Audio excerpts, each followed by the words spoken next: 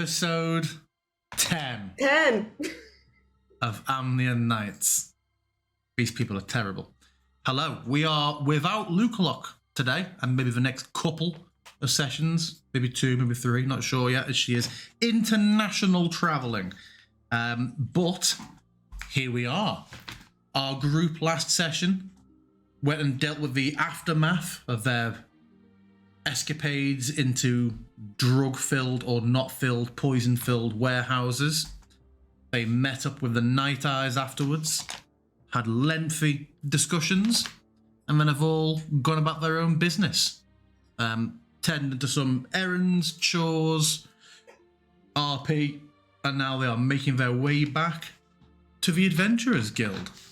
So let's get straight to that.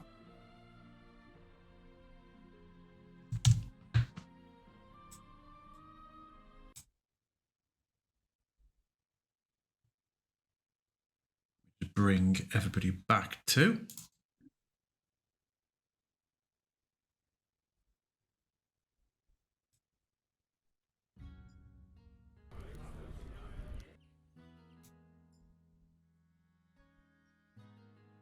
In the most amazing contrivance, you all just happen to come wandering towards a building at the same time. Well, that is some impeccable timing, if I do say so myself.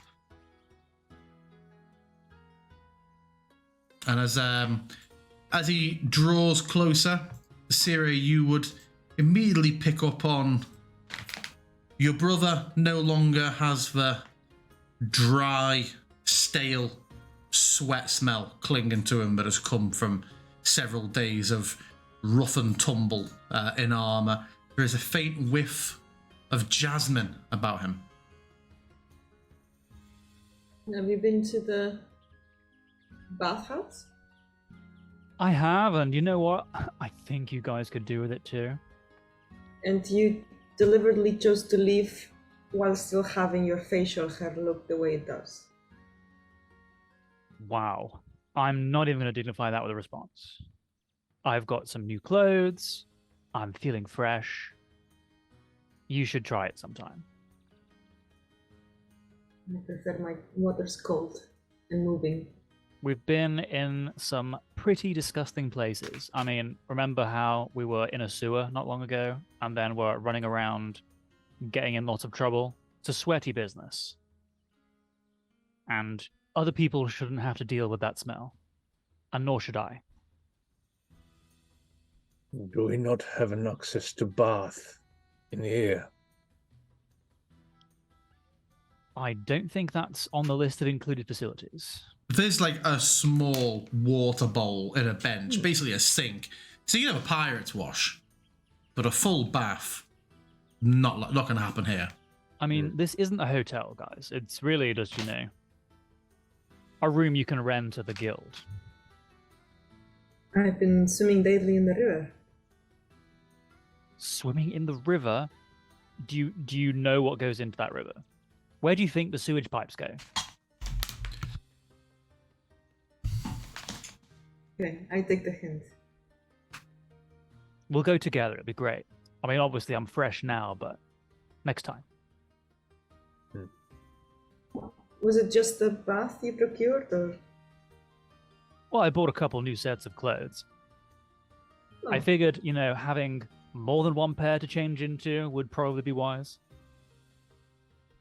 How much did that cost you? Oh, few silver? No. You might have to show me where you got it. Can do. What about you guys? What have you been up to? I've been around. You always are around, aren't you, Obsidian? I try to be. I bet in order to bathe, you need like a really stiff scrubbing brush. A fair assumption. I'm sure you will be able to help me with that. And he'll start moving towards the building.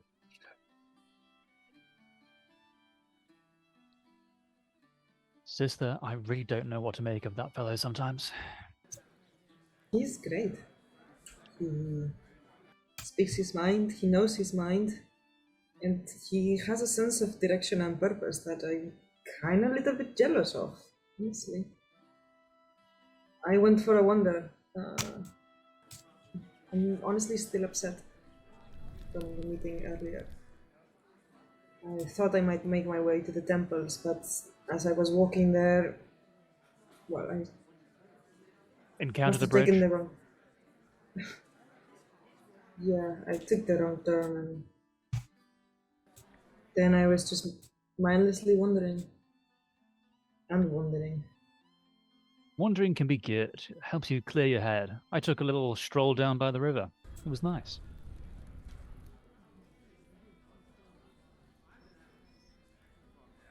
I don't even know how your head could get even emptier than it already is. Here I go being nice, and this is the thanks I get? Come on, let's get inside. You totally deserved it.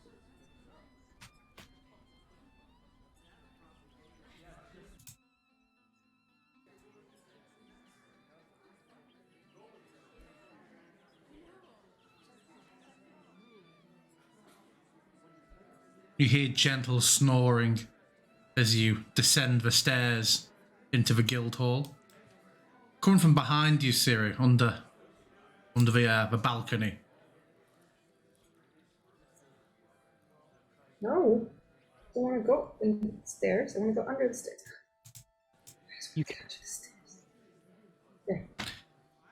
And you see in a chair with her arms folded over and her feet up on a small cushion, Asher gently dozing away. A little blanket's been tucked over her. And you see reading a book sat nearby, but not at the same table. This monastic looking woman who lowers a book for a second is like, friend of yours? Professional companion. Ah. She passed out some 30 minutes ago. It can get cold in here, so I put a blanket on her. And just tips her head back down to her book.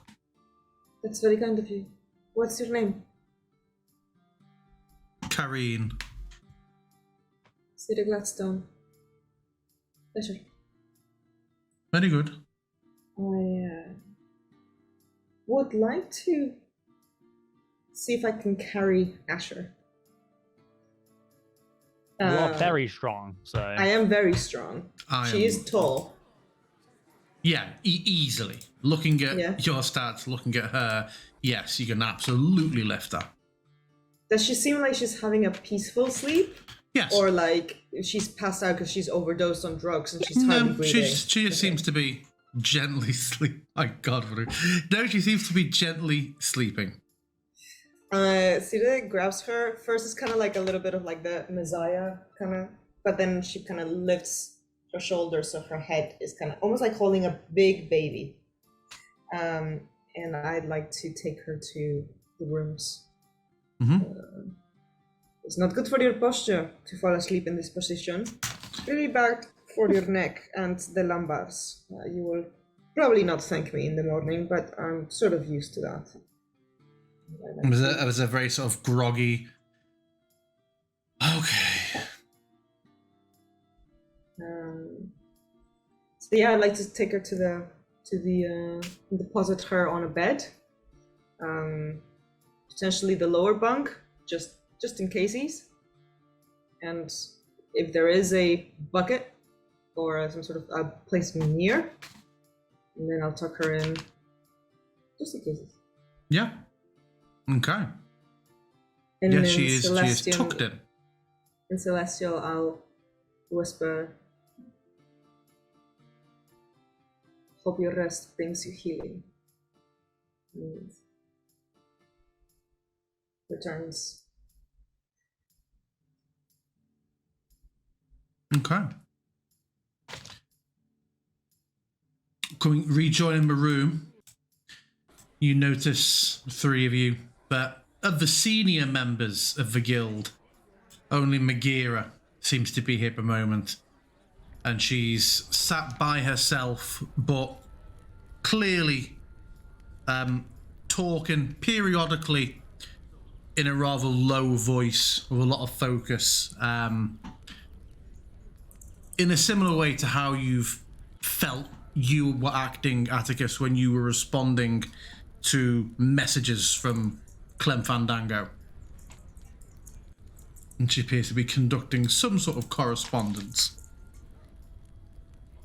So she's getting confused because he keeps speaking over her. No, that does not seem to be happening. But after a few moments, she seems to stop responding and takes a small leather notebook out of the pocket of her robe and begins just sort of making notes. Hey, Sire, you see that? She says, what's that all about? And they will point. It seems like she's taking some sort of message. Maybe there's work coming in. Are you feeling up for Good, work? clean work, you know?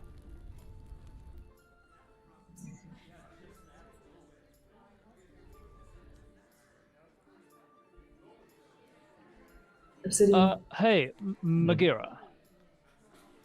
He sort of turns. Hello? Dreadfully sorry to interrupt. I know that the Adventurers Guild pin thingy hasn't been glowing, but I was just wanted to check it and make sure that I hadn't missed anything, make sure it was all working okay, you know? Make sure what was working okay? The pin, like, I haven't missed anything, right? My Not as of companions and I yet. are very keen. I was on my way to send a hail out, actually. No to need, see if we're it... already here. Have you undertaken any missions yet? Not official Adventurers Guild missions. We did a little excursion on Clem's behalf in order to get into the guild, and that's where it ends. Very well, you may save me some time. Assemble your companions and join me in the meeting room. Companions, assemble. Obsidian, I'm assuming you're okay with this? You're feeling strong? Rarely You don't am I have to look not- at me like this. It's always Rarely good to... am I not feeling strong. Well, it's always good to check. All right. Don't No, try to jump over the bars, Zero. Come on. Be a lady. Oh, I dropped Asher here, sorry. Yeah, for some reason, She's my sleepwalking. my screen doesn't seem to like the fact that I've removed Asher from the scene. Very odd. I'm gonna have to force a reload on everybody.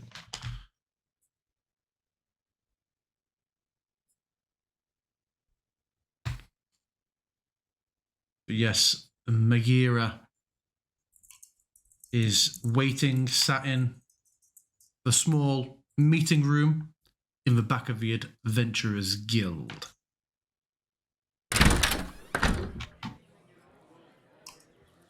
So, my fair lady, well, what's the haps? I would be much happier, as would I feel you, if you never referred to me as that again. Lady in red? Magira would be Magira it is. preferable and advisable. You're very familiar for somebody who walked through the door yesterday. Some people would call that charm. I'm sure some would. It grows on you. I will take your word for it. So gestures to a seat for Obsidian. Please. Reluctantly sit. We have just received a request for help from an adventurer, dues-paying member who's undertaking work out in Riversmoot. And I don't think any of you from your backstories would have knowledge of this particular region, so if you can all make me a history check, DC 12.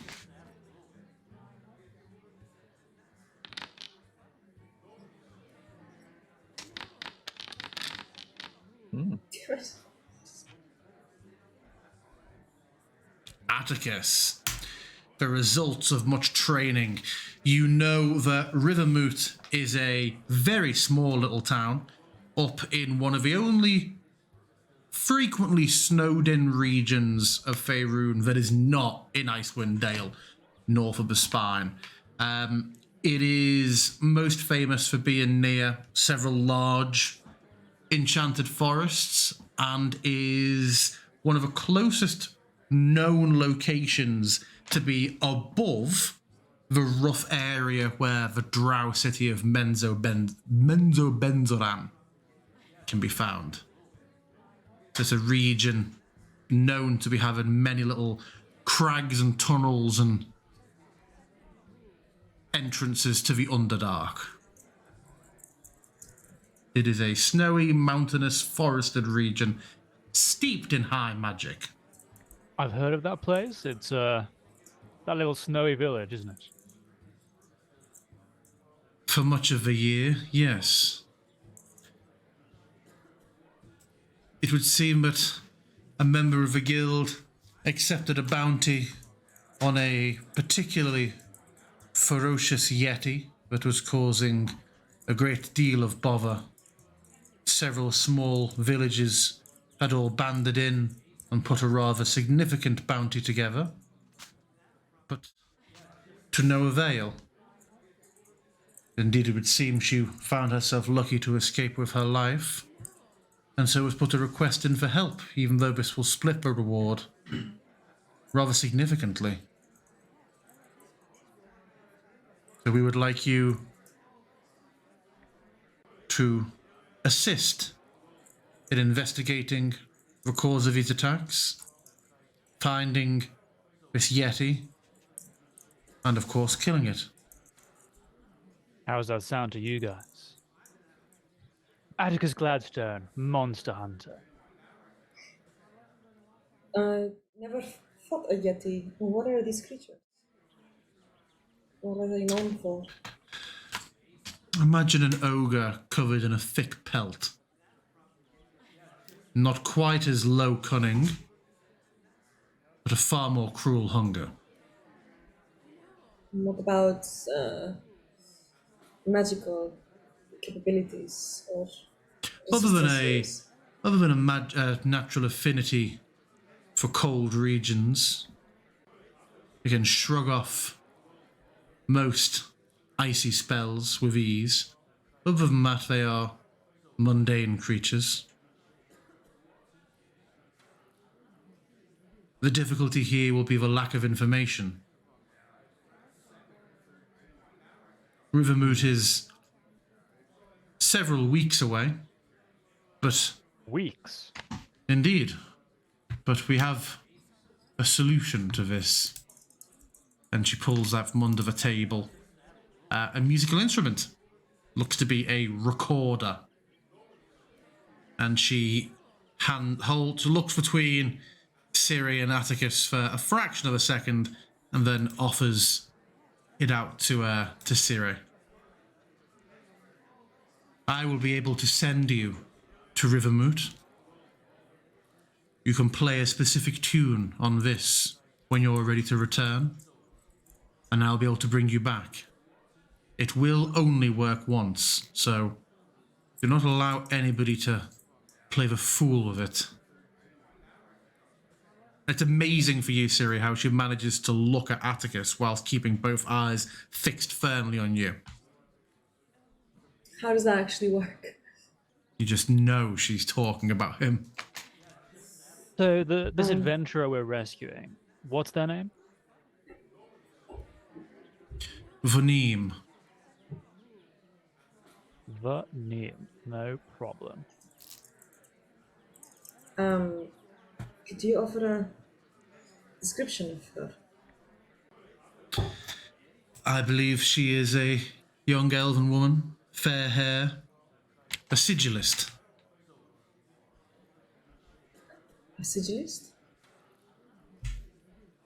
A particular manner of arcane practitioner. I see. So quite slight and blonde. Hard to find her in the snow if she's a bit drab. Unless you're a yeti, it would seem. I And see. she will hand the recorder of recall to you, Siri. Thank you. I will guard it with my life. It says, this enchanted recorder is a one-use magical item from the Adventurers Guild. Once the group are together, somebody must spend 1 minute consistently attempting to play 3 blind mice on the recorder whilst remaining still. At the end of 1 minute's play, Magira will have fixed onto the source of a tune magically and will teleport all willing persons near the recorder back to the Adventurers Guild Hall in Athkatla. The recorder will then be destroyed in a small, localized, sad-sounding explosion.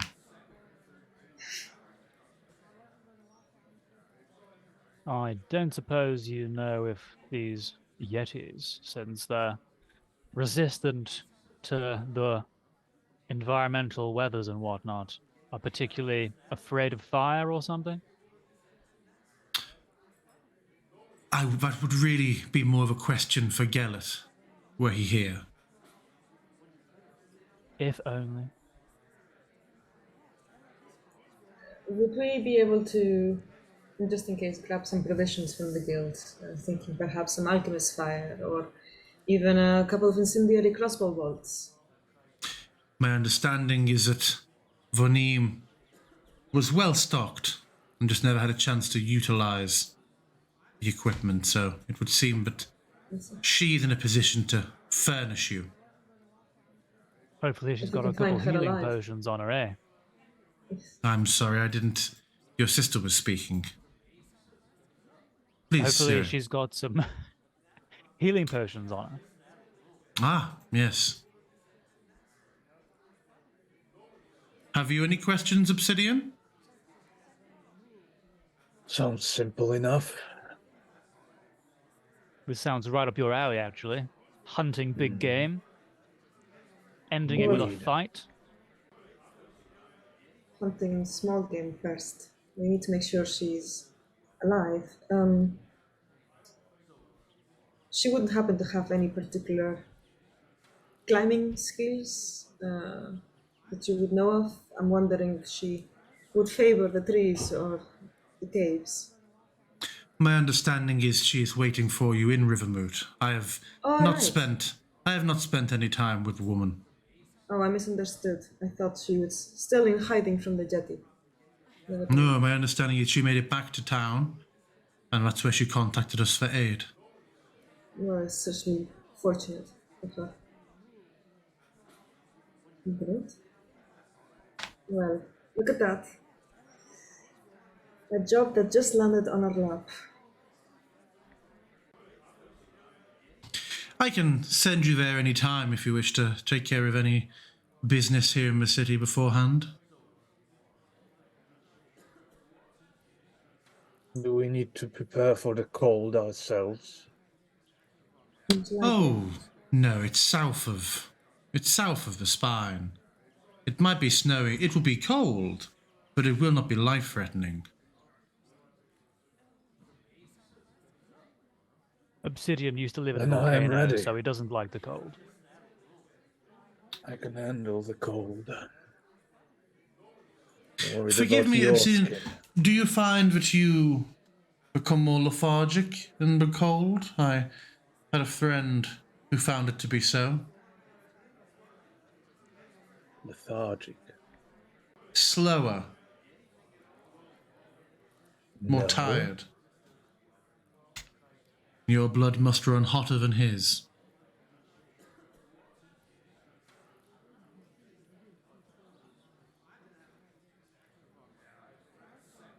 Well, I think yes, we are all ready to go as soon as possible.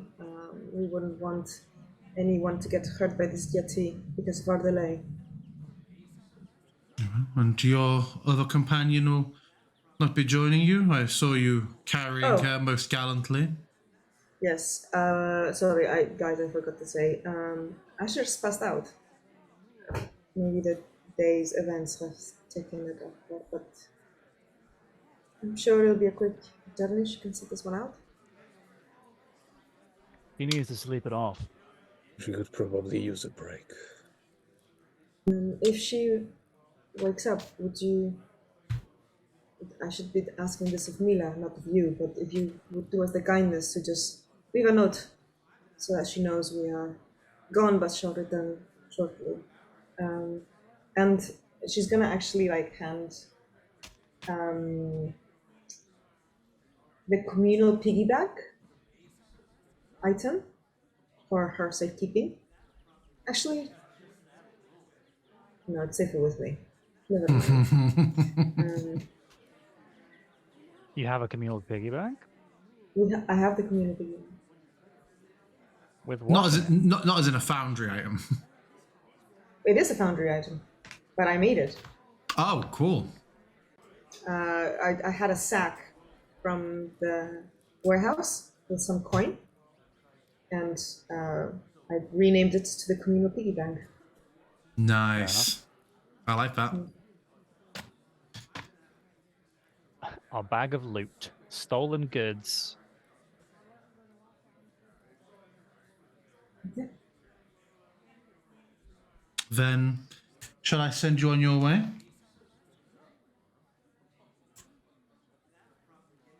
Let's do this. Out of character, Giga really wants to spend 8 hours to give myself a buff. But 8 hours? yes, I know. Someone crafted these rules. I think 8 hours is way too much. But them's the rules. Alas, that is, in fact, the rules. And yeah, Megira gets up and heads out back.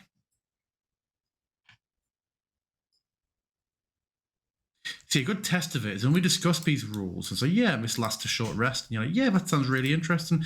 If the rules being bullshit only becomes a problem when you actually have to go by them in game, that's how you know it's not objective. Like, on reflection, DM, this is the bullshit. 8 hours for a tattoo is really, really long. A magic tattoo. Sorry. So, Megira gestures for you all to assemble vaguely in front of her. You have the record on your person, yes?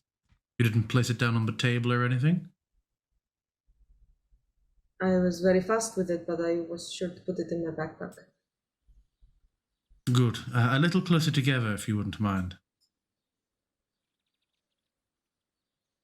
Thank you. She steps back and sort of gestures.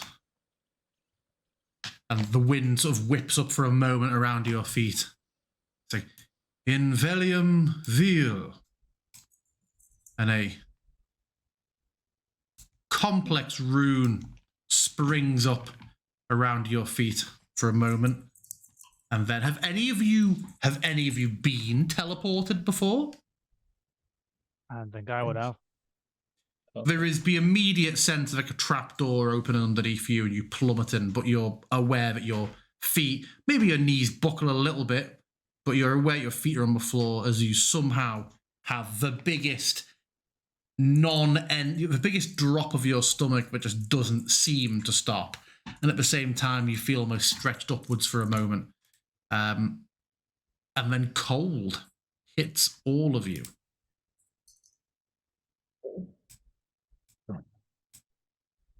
I am not going to like portals.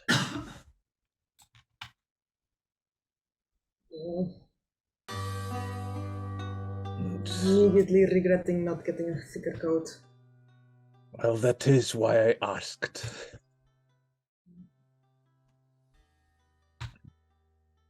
You find yourself surrounded by heavy a light falling of extremely large snowflakes, a collection of icy buildings and bright lights stretching out ahead.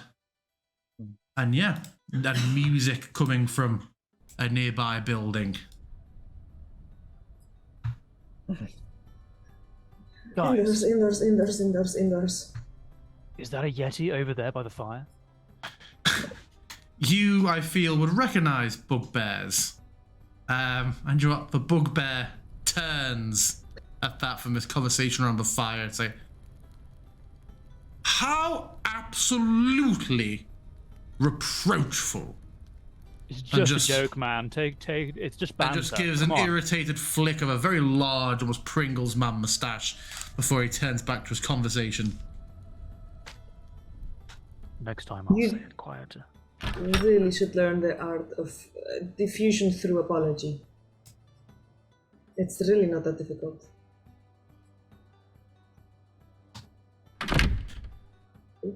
Yeah, the wind whips in behind you for a moment, and you find yourself in a small, well, clearly passes for a tavern in this place.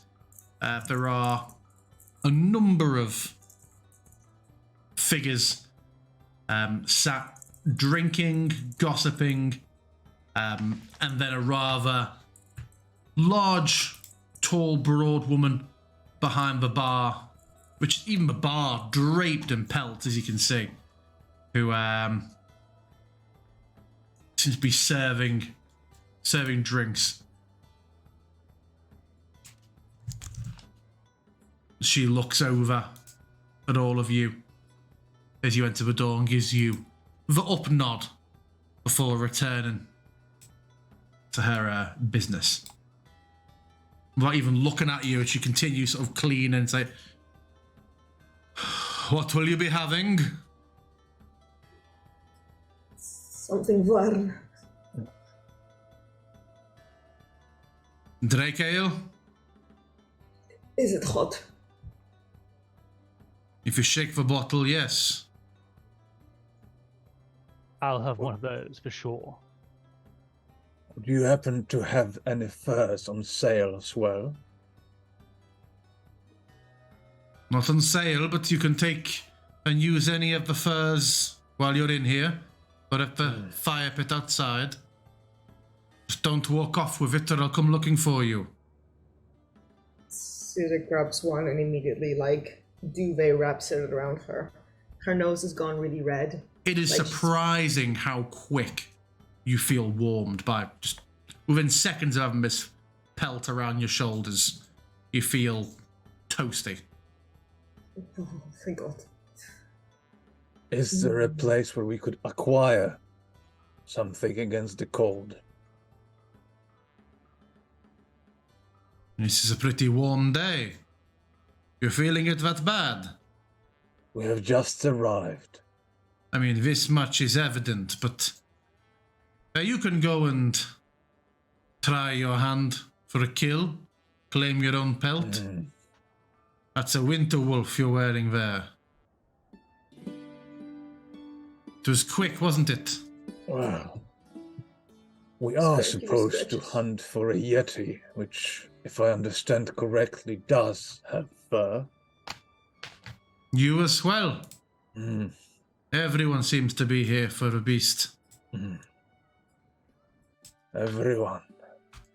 Well, with her, the adventurer, are you more of her type? You could say that, yes. And a couple of those helm sorts were here talking about it, but they seem to have not been interested in putting in the legwork. He gestures to two heavy plate figures sat over near the doorway. I see. Who was the first person she referenced? Would the... Oh, Uh-huh. oh, okay. So she did point out. All right. Anyway, 2 silver apiece for the Drake ale.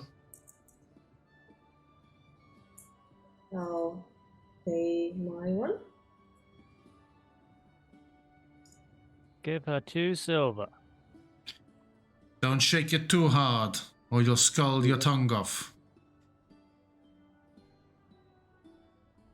Thank you. I doubt that's going to be a problem.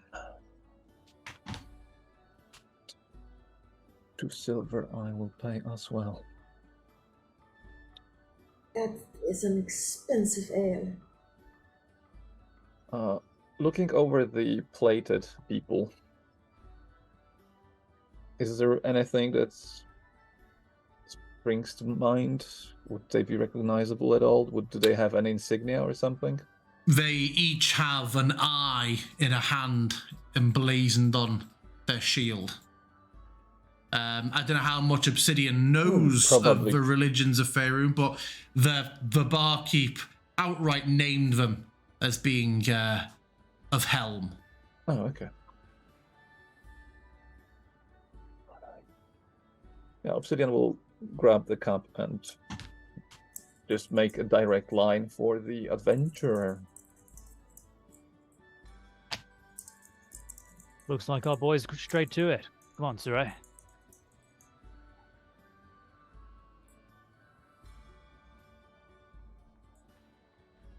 And yeah, the young looks more half-elfin from her features, but she's sat there scribbling at a rather large scroll. You see a couple of small ink spots on her cheek and a couple of very obvious bruises, large bruises on like the side of her neck that you can tell goes more to like the shoulder, and a particularly deep scratch up the forearm that you can see has been healed. I think Sire, it would be obvious to you, has been touched by healing magic, but still has a bit of that residual mark there. Mm-hmm. And That looks like a she story. glances up. Oh, yes, indeed. We're not acquainted, are we? We are your reinforcements. Oh, brilliant, yes. Oh, marvellous. And sort of like goes to try and stand, but it's a bit of like a swing your legs under the table on a bench sort of thing, and she can't quite get up straight away. It was a little bit of an awkward step out. And she takes you by both hands and gives him a big shake, and she's like, excellent. It's the first time, truth be told, but I've called for backup. I didn't expect to actually have to speak to Magira herself. That was a bit embarrassing, wouldn't you say? Did she find it quite embarrassing? I'm never going to show my face in Athkatla. Didn't seem to be. Oh, Are you quite Okay. new? a year? 18 months now. But of course, Magira is Magira. She's known across the Sword Coasts. So it was a bit embarrassing. I expected to speak to somebody else. She... I now see why I That is- shouldn't have addressed her in that way. Yes, that is amusing. Anyway, I'm Vaneem Zanayam, and she'll take each of your hands.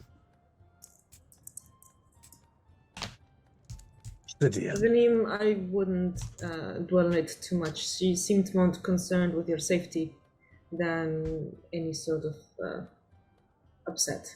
So focus on the task at hand. And don't let anything distract you from it. Yes. It's been quite. It was quite challenging. I managed to get most of the way towards tracking the beast to its lair. The problem is I was doing this one alone. I normally work with a group, but they decided to turn their attentions to other lines of work, and I have the will, but my particular skill set perhaps wasn't suited to doing this by myself. Can I just ask your companions? You said they changed their line of work? Have they left the guild? Yes.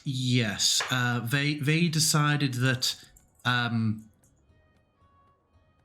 essentially banditry what we'd call it, is more to them. Turning up somewhere, people have coin and are in need and are vulnerable. They got the idea that that's the perfect time to simply take the coin, but to not do the work. And I take issue with that. I see. I would too. Yes. You must be very brave. The problem is, and I should tell you this now because it's kind of why I have needed help, and you might not want my guidance here, is I am not happy with killing. I understand that other people have to. I accept that, but just how I was raised, my family, we don't kill. So there's plenty I can do. Mm-hmm. I just try not to harm. I can be of great help to you. I'm sure. I would hope. I wouldn't want to presume. Obviously, you must all be very, very skilled. But yes, I don't hurt things. So there was very little I could do when they decided to turn to banditry. Does your principles include beasts and monstrous beings? Or Wherever possible, it's more the doing of harm, not the recipient. a yeti? Again? A yeti? Yes, the recipient isn't the issue. Be it That seems like it would get in the way of this job a lot. I've done okay. I can still help my allies, and I've focused my work on incapacitating enemies and helping my companions do better rather than spilling blood myself. An interesting perspective. Maybe that is where our companion should focus her efforts. She seems to have an issue with harm. Perhaps a little, but also she seems to be really good at it. Like, every time she points her finger at someone, they erupt into flames. It's amazing. It does seem to take a toll on her, though. It's a shame you cannot meet her. You might have been an inspiration to her. If I'm ever in Athkatla after this, I can always say hi.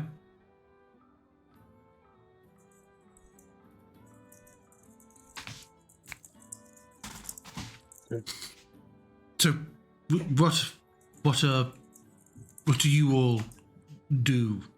I mean, obviously, you she sort of looks at Obsidian's maul. It's like, I would imagine that is where your strengths lie, literally and figuratively.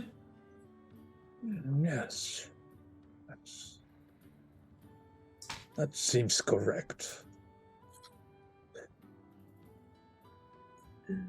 The be honest siblings with are you- also pretty heavily armed and armored, so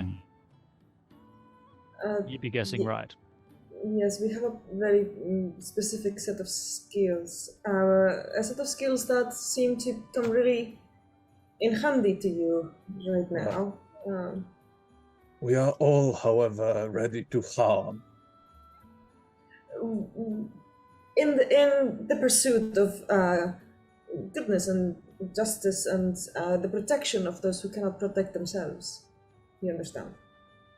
Yes, many refer to it as such. I'm not passing judgment. It isn't it sort of like looks like she's unsure on whether to commit to saying the next words, but leans forward and lowers her voice. Like, it isn't a religious thing or anything.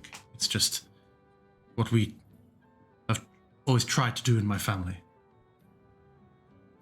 So I'm not going to burst into some big pious speech about. Do you know anything of those two? Those two. Let's sit over there. Yes, rather loud and boastful that they're going to finish what I couldn't. But they seem to be talking about it more than actually doing anything. They are the Watchful Knights, they call themselves, loudly and often. Does that ring any bells? All of you, I'm gonna assume here that if Obsidian probably didn't know about Helm, I think Obsidian probably should not roll on this one. But I think if Atticus and Siri can make me a DC 18 history check. Sounds about as fanciful as shadow thieves. Oh gosh. Atticus has been in his histories. Of the member, Unfortunately, he loses one. Oh, I am the stupidest of a stupid bunch, to be honest. You know you've heard the words before, you just can't place where from. Unfortunate. I will point out that Siri can read lips, just in case this becomes interesting or useful at any point. Yeah. Whose lips are you looking at? The very loud speaking members of the Watchful Knights. Okay, yeah. One of them, true to his avatar, is in full armor, so he has no lips for you. But the Tieflin, sure, and the others around the place. Just if it's relevant. Yeah. I returned here 2 nights past. They had arrived that morning, were quick to loudly give the tavern advice on where I'd gone wrong and what they would do in my stead. I offered to give them the location, but they were not interested in entertaining a conversation with me, so here they remain, supping on my failings. Clearly they are here to distract themselves from some shortcoming of their own, I would presume. Do you reckon they are trying to claim the same reward? I think if they wanted to, they could have made any attempt to. I think they are loudly claiming they could, but perhaps could not or are unwilling. It is almost a day and a half's trek. And you've already worked out the location of its lair? Roughly, yes. There is a marker along the way, and then I found a copse of wood that reeked of carrion, and I found several bodies, clearly villagers, civilians, missing persons. This is where we'll find Well, the Yeti's lair. a prolonged journey will rather require that we acquire some warmer garbs, after all. Feels like. Some provisions. This ale is delicious, by the way. Before we move too far away, Obsidian and Atticus, I think we should be mindful in case them to develop into a tale and try to claim the reward, exploiting our efforts. I was thinking the same thing, but if it came to it, I'm sure we could take them.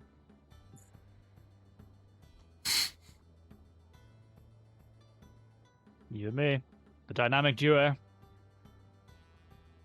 Always. So we would travel northwest from here. Not now. It is too late in the day. We would spend the night here and set off at first light. We would travel northwest for a day. There is a marker there, the bones of a great dragon who died in ages past. We'd be safe with her. We would shelter under her wings and set off the following day. And by the end of that second day, we should find ourselves in the woods.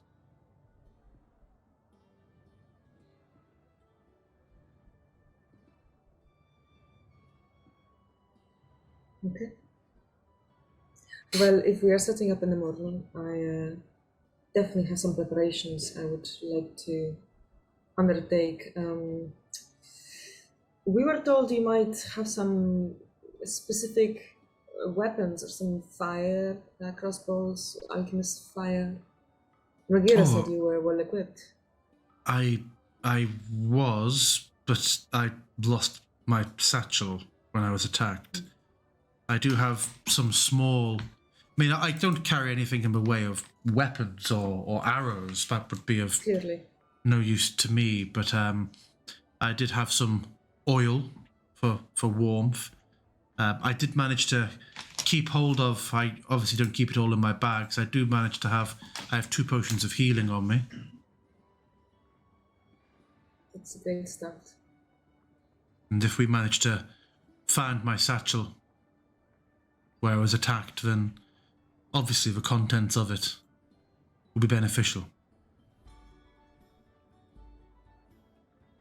Sounds reasonable. It sounds like Perhaps you'll be useful to have around, even if you're not on the front lines. I certainly hope to prove so. I can speak with Seema and sort rooms for you, if you would like. It's actually quite nice here. If the chill is getting to you, there is also a sauna. I've been told going from the heat back into the cold can be a exhilarating experience, if not a pleasant one. We have just turned from warm to cold. Can't say that was exhilarating, though. It was just cold. I can't remember the last time I was cold since I arrived here, and just sort of taps a gold band with a dark red, or 2 small dark red jewels set into it. This, I'm fortunate enough to say, keeps me warm. That's useful. Well, I could use some time to prepare, but it might be worth checking around the town to see if there's any furs or sleeping bags that we could use, or even some mode of transportation that will make the trek easier. Unlikely to find anything for transportation here unless were any of your number halflings. There are a great deal of goats around here, but I think somebody is... Well, in fact, all 3 of you are particularly tall. Now I see it. Yes, I don't feel like... yes, maybe, yes. But the goats would buckle under you, I feel. Horses do not do well with how many icy flows there are here. You may have noticed even outside, the street itself we're on is a frozen river.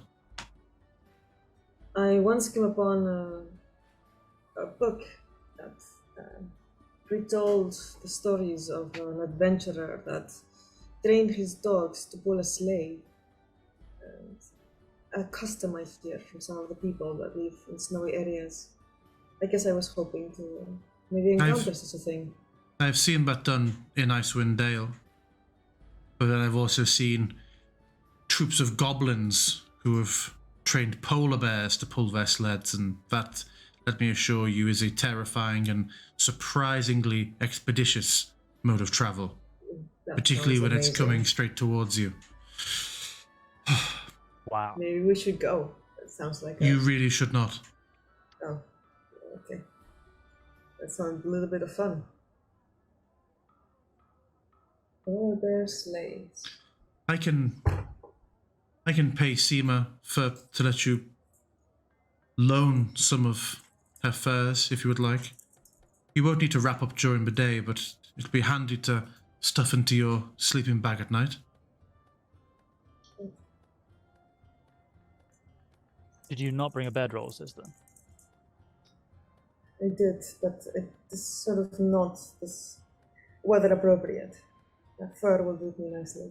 Were you just carrying it around? It's strapped to my backpack, and if we're going on an adventure, then I'm going to bring it.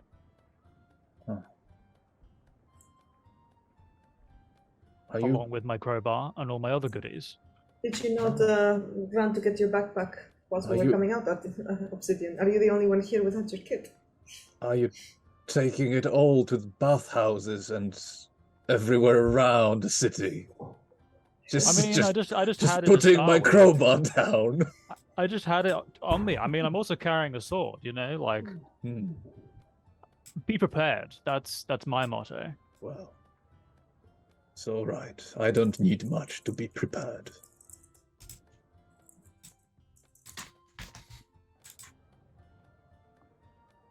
I have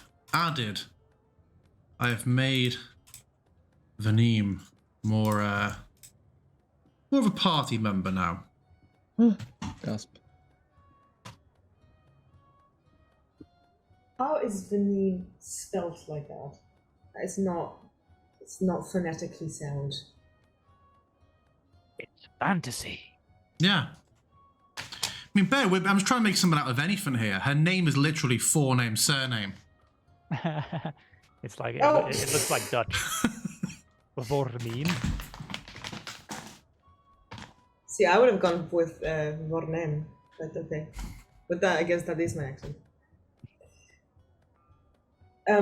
Sorry, mild recap. She was attacked near a place with dragon bones, and she had to flee back. She'd passed the place of dragon bones. That was like the halfway point. So she got attacked as she got to like the carrion-filled woodland. And did she know by what? Sorry, I missed it. I was typing. The Yeti. Weird. Oh yeah, sorry. She was going to say before, but I think someone came up with a point. She said, the thing that is making this Yeti particularly dangerous. They are normally fairly mindless creatures, but this one seems to have gained the respect or inspiration or bullied a group of ogres into its service. They now, to say hunt would be generous to the level of thought and planning, but they're certainly roving as a bit of a large, loud trio.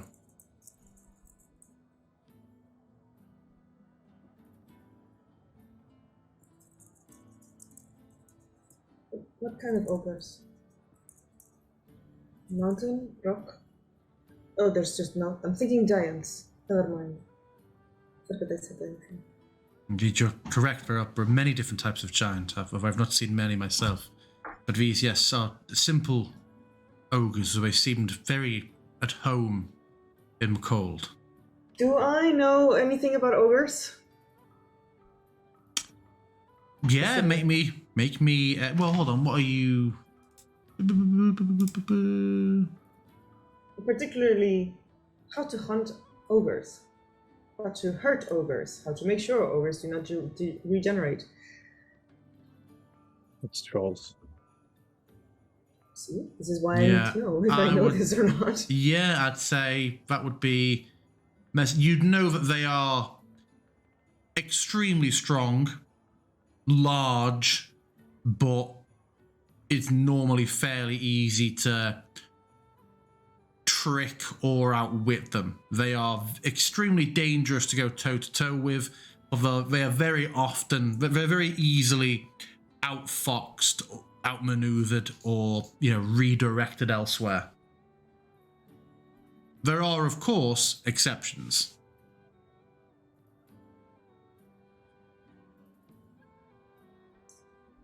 It might be to our advantage to procure a couple of traps, some snare, or even a piercing trap, just to give us a slight advantage, if there's such a thing. This does look like a hunting lodge. I That would be have, nice. and she reaches to a pouch at her hip. I have caltrops. I'm thinking something that might cause more damage than caltrop. Something perhaps that burrows into the flesh. Okay, I'm sorry. yes, I'm sorry. yes, I'm sorry. I'm just trying to yes. Perhaps just like cover your ears for a second. If it's of any help, without carving into flesh, I certainly have ways of immobilizing and restraining and controlling creatures in the flow of combat. That would certainly help. As far as the traps go, I mean, I'm happy to look into it, and perhaps the barwoman knows, since she's covered in pelts. But we should consider the possibility that since we're approaching its home turf, that perhaps we won't be the one laying any traps.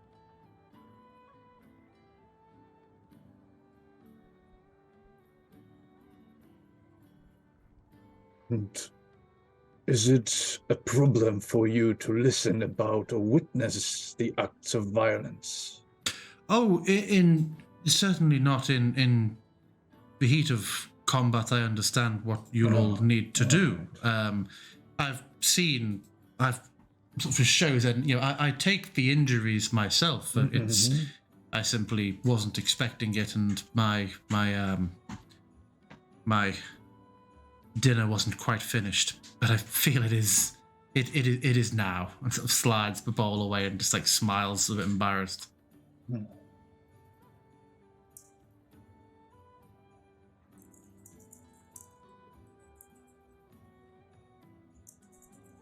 But I can certainly look into getting you some furs, and if you want to take a look around town, I'll haggle with Seema and get you a key for a lodge. Do you all need to have your own separate lodgings, or will one hut be fine?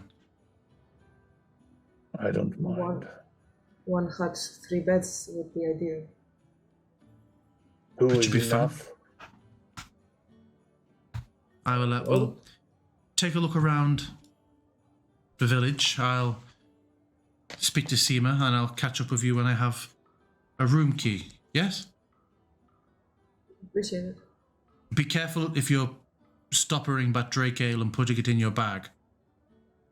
I would probably finish this before it's done. I almost set fire to my own satchel once doing that, but they get unbelievably volatile if they hit something. Maybe we should take a couple with us. I mean, I had just heard what she said about volatile, but that has something inspired something in Syria. Yeah, she heads over and starts talking to the barkeeper, who you've heard referred to a couple of times now as Seema. And yeah, the village is at your disposal, small though it might be.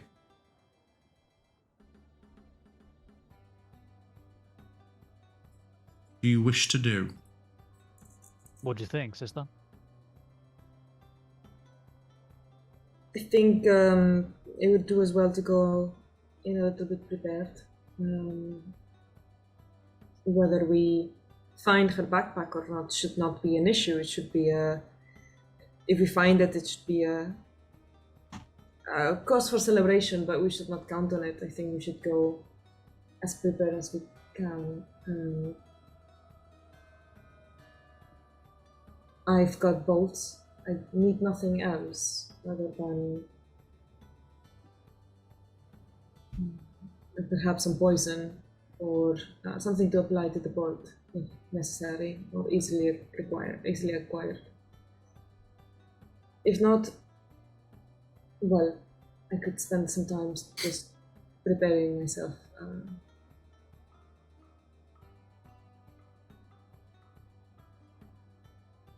Well, if there's any, shops around to get such things or potential traps, then we can always inquire. Why don't I give you the communal treasure sack, and you can see if you can make good use of it. Sure. Up to you. I will stay here and That's something I've been wanting to do for a while. Very well.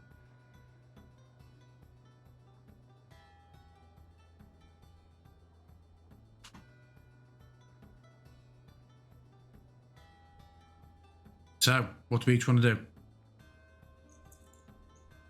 I'm gonna approach the bar woman. Yeah, and she sort of turns to make conversation with Vaneem. It's like, what can I do for you? I'm currently dealing with your lodgings. Excuse me, I was just wondering if there was anywhere in town where we might find trapping equipment and other supplies. You look like that you know your way around a trap or a hunt yourself. It's a small village. Everybody here kind of does their own thing. I do have some traps, simple traps for wolves and smaller bears. What do you want? The bigger the better, really. Don't Bear think you trap have might the, be useful. do you have the people for digging the hole? It'll take you a while. Digging a hole. What exactly is Yes. it that you've got? It's a spiked pit. So Did you've you got think- spikes. Did you think that it would be a little metal loop that pulls a bear up into the boughs of an ash tree by an ankle? Have you ever hunted? Have you ever hunted when you weren't sat on your father's horse and a lot of men with dogs?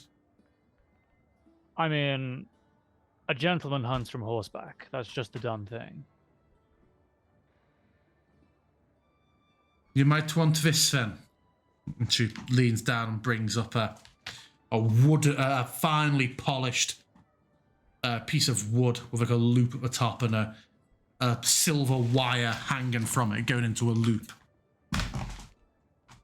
And she sort of gives smiles of a couple of chipped teeth as she chucks it over to you, like, no charge. And Catch this yourself. is... It's a rabbit trap. You'll catch yourself a fine one with that shining wire. much appreciated. No, but if you do want something more serious, you need to take a more serious approach. You need to know exactly what you're hunting, what the conditions are, and what your plan is when it's trapped. Most of these will buy you a matter of seconds. I wasn't planning on blabbing it around, but we're here to kill the Yeti. Well, yes, you asked about it when you came in. That's why I directed you to Vaneem. And you said I need to know my quarry. I know my quarry, and I know what I plan to do to it if it's trapped. I plan to kill the shit out of it with this big fucking greatsword. It'll buy you a few seconds. A few seconds is about all I it. need. And yes, a large iron bear trap. Think you got a shop for that sort of thing? Supplies anywhere? Or do I need to No, find I- someone with one? I keep one, as I said.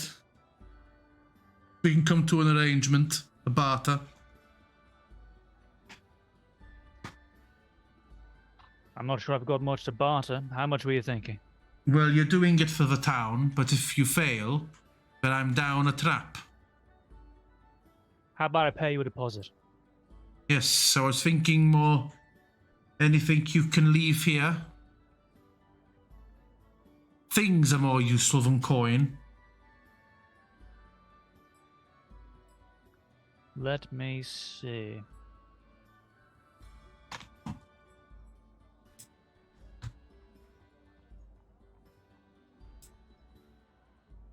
Do you need a crowbar? She just sort of leans forward and gently sort of grasps the edge of the bar, which is a large, like, wooden curved bench, and is clearly able to lift it slightly off the floor, the whole thing, and she's like, I don't believe I do. How about this? I've got a set of smith's tools. The real stuff. Let's see. He'll take out a small pack of, like, hammer and tongs and whatnot. Yes, this is all good. This is good quality. Okay, if I can use this until you're back, then you can take my bear trap. You've got a deal.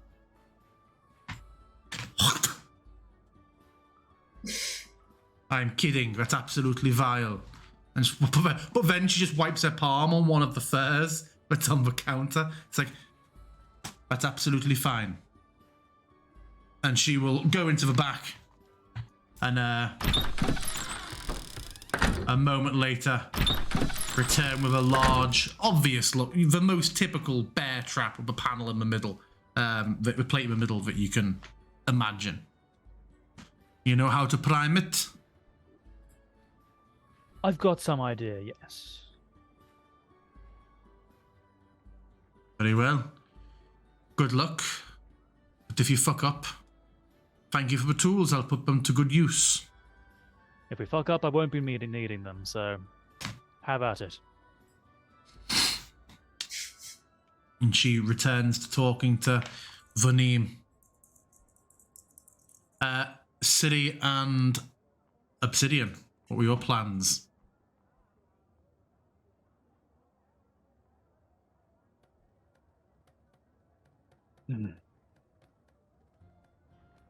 Seems that all the work has been done for us. We know where we're going. We know what we're hunting. I wouldn't put it past us that there might be some difficulties that we haven't yet foreseen. There is a Yeti surrounded by ogres. That seems like difficulties enough. Those are difficulties we know of. We are suspecting that those two might be a problem. And why did she lose the companions? I didn't quite catch that. Are they around or are they somewhere far away? She didn't say. She didn't lose her companions. Yes. More about they parted because of profound philosophical differences, I would say. Mm-hmm. They turned to a life Yes, but are they around and potentially a problem? Or are they far away and unlikely to be anywhere near? I don't know this area very well, but I don't know if there's a lot of enough trade traffic to make it worthwhile for a group of bandits. This seems to be quite remote, but you never know. Yes, We could ask her. Yes, but did she just come alone here to investigate a Yeti, knowing full well that she's unable to fight it in any way? Or were they accompanying her up until here and only recently left? Perhaps it's a question for... Yes, probably is. Just asked about unforeseen problems and...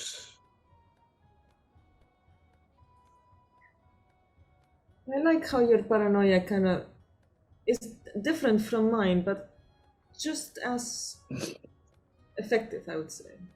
I appreciate that. I feel like you are watching your backs. Not paranoia, but just, you walk with your eyes wide open. I try to. So do I. I don't always succeed. Do not like missing my steps. So, between us, you have both eyes open. I perhaps have one. Atticus has none. So maybe, I guess what I'm saying is thank you. Well, he still swings well, even if in the dark. Seems to find his target. That was never his problem.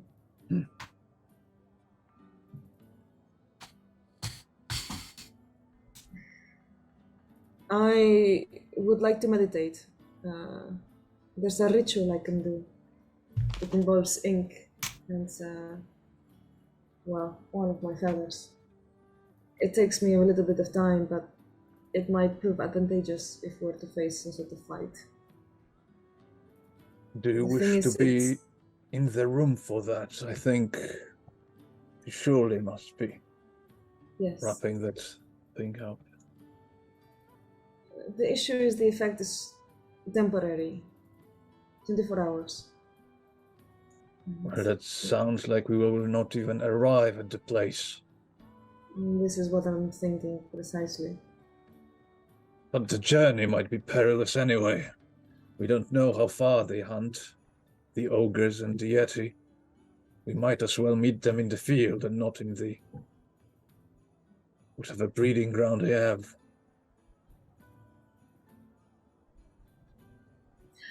I guess I've got the time, so I might as well use it.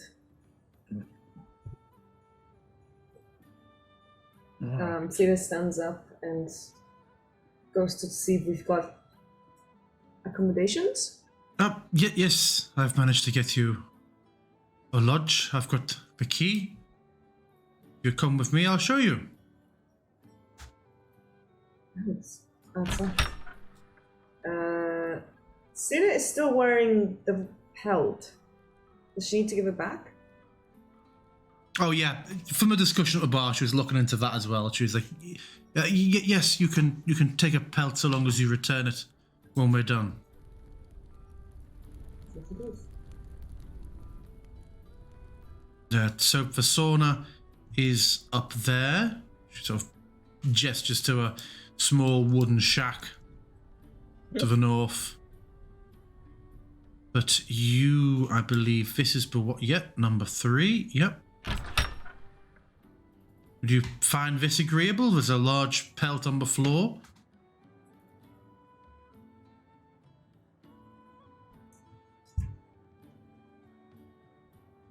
So cozy. Would this work for you? Works for me. Good. I'm just across the way. This Is is... there anything else in the surrounding area? Any other establishments? It's just there's a couple of small huts and lodges. This is a smaller section of a larger town. This is more like a hamlet on the outskirts of it. So a lot of people here are just either day drinkers or travelers. Are these goats domesticated? Oh, absolutely and unequivocally not.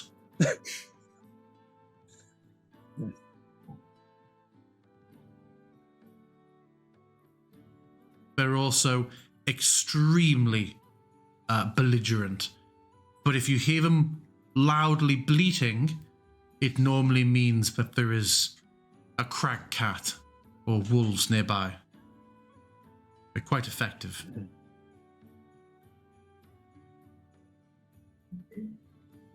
Well, I guess we'll see you in the morning. Yes, I'll read for a while, and I suggest we would set off at first light, yes? Sira looks at Obsidian and kind of gestures to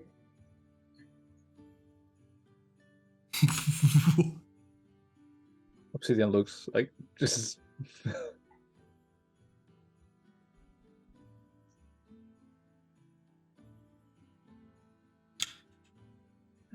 I'll see you in the morning. Did you want to ask her about the companions? Why the... And I Couldn't you I just was trying to be discreet. But why? I was trying to be discreet. But why male models? Discreet towards Zanim? I don't know what you want from me. I thought you wanted to ask her a question. I was prompting you, but I didn't want to Yes. ask the question for you. I didn't want to necessarily step into that since it Why? was you. What? We both wanted the answers. Okay, this is just become more complicated than I just okay. Next time I will ask for you. Please do.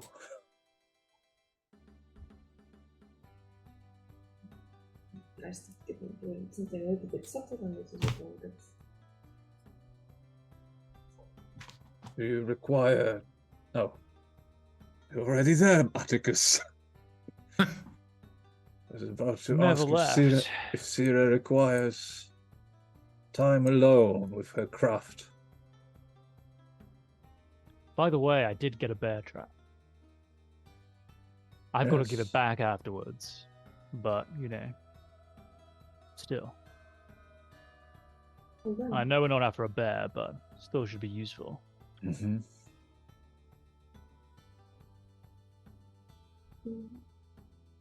I don't require solitude, but I do require concentration. So I may not be very Right. good company. But you, Obsidian. Oh. Well, I guess that's that. sorry, that really broke me. I might go check out the sauna. So, catch you in a little bit. You would see there's an internal like bolt lock to every one of these as well. You can bolt yourselves in.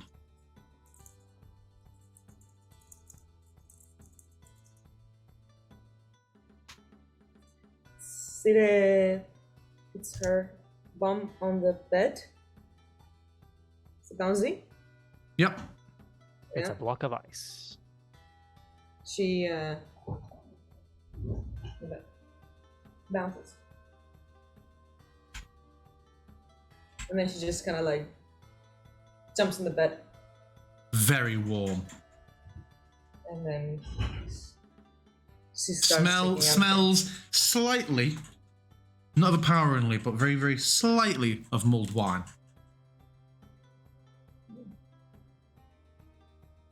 Where's the smell coming from?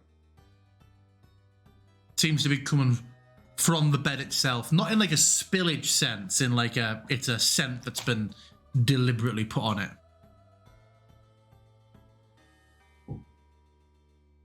It's very nice. She will start to remove her tattooing kit from the satchel and prepare for a inking ceremony. And what tattoo is she looking to apply? She is looking at her notes.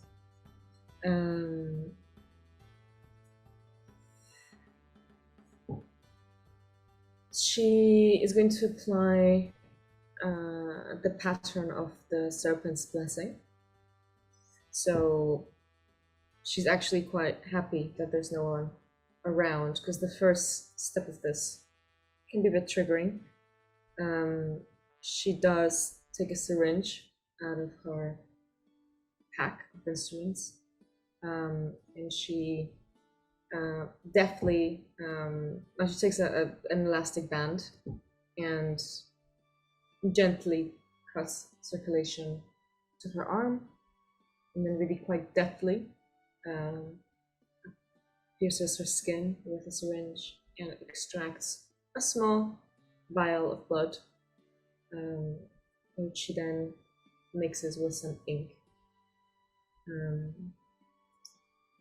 And as it does, the ink changes from black ink to like a sort of quite light turquoise. And then she will begin to apply a pattern to her forearm, to her left forearm, her preferred location for this particular pattern. And it is a pattern that looks like a feather. It looks almost exactly like the same pattern of the feathers that she has in her hair. And as the ink goes into her system, the bright turquoise kind of like fades into a deeper sort of shade of gray-green, grey turquoise rather than a shiny turquoise. Okay. I was about to take you a good few hours. Yeah, you set to work. As she's doing that, Obsidian, you are Yes. heading into the tavern. Yes.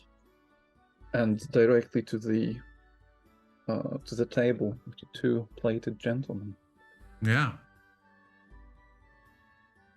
And they stop and turn to you, and the tiefling with a pale blue tone looks up and down for a moment, like, well met. Would you care to join us? Well met indeed. Well, if it doesn't bother you. Why would it possibly bother me, friend? Pull up a seat. And he shall. Well, would you care if I offered you a drink, or is that not a done thing around these parts?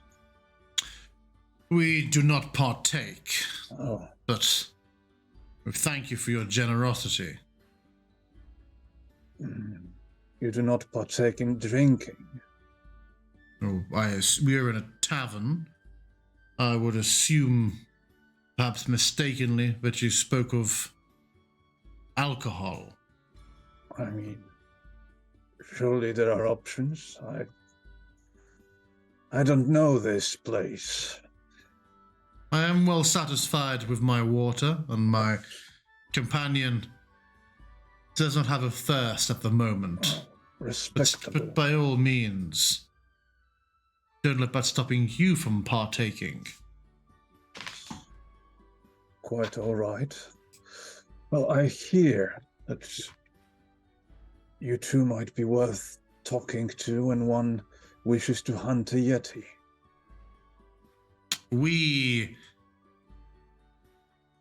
Though we could most easily dispatch such a beast, our calling and our expertise is for infinitely more powerful Yes, that is and quite dangerous prey. right.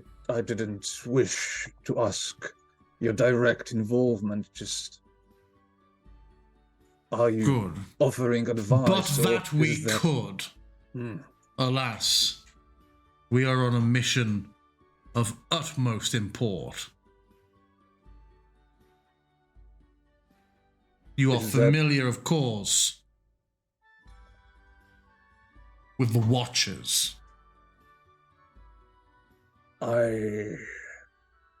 I'm afraid not, but I am willing to learn. From in the helmet. It's like, indeed, most grievous. The watchful knights. Tell me, have you heard of the great demon lord Demogorgon? Probably. I'd say it could be fair as a name across the realms. Make me a DC 12 history check, I think, for your remote little mountain tribe. Sure thing. No. Truly? From where do you hail? What's the name?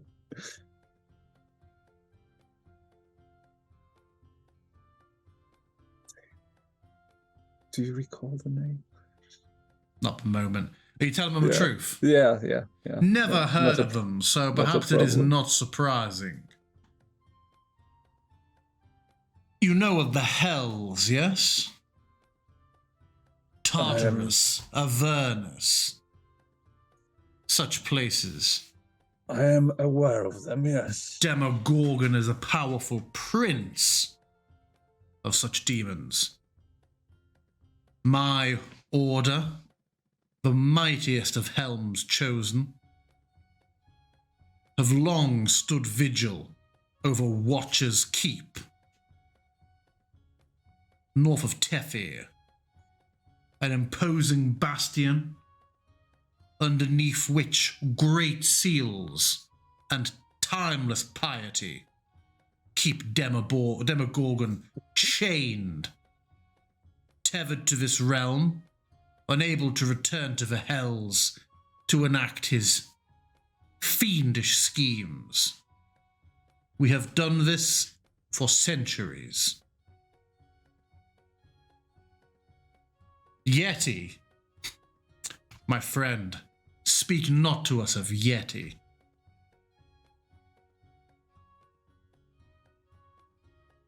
Right. Not interested then. No, this is our weekend off. I see.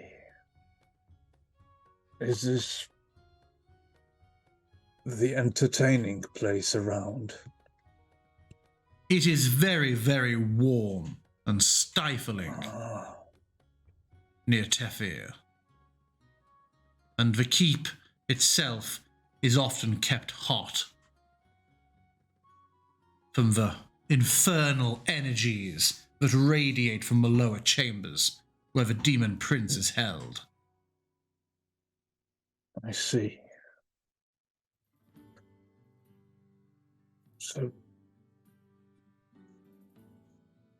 is that the whole calling of the order? Yes, I see. we uphold a vigil that even Helm's day-to-day acolytes and champions could not possibly hope to temper. Impressive. Yes, a most holy calling.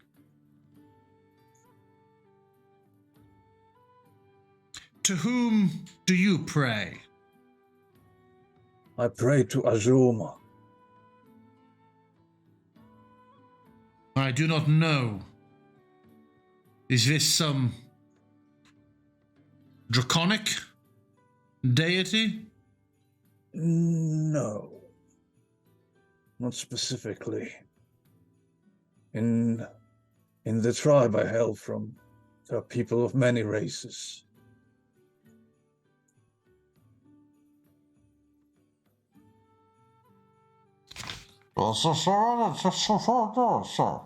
Indeed, it is the spice of life.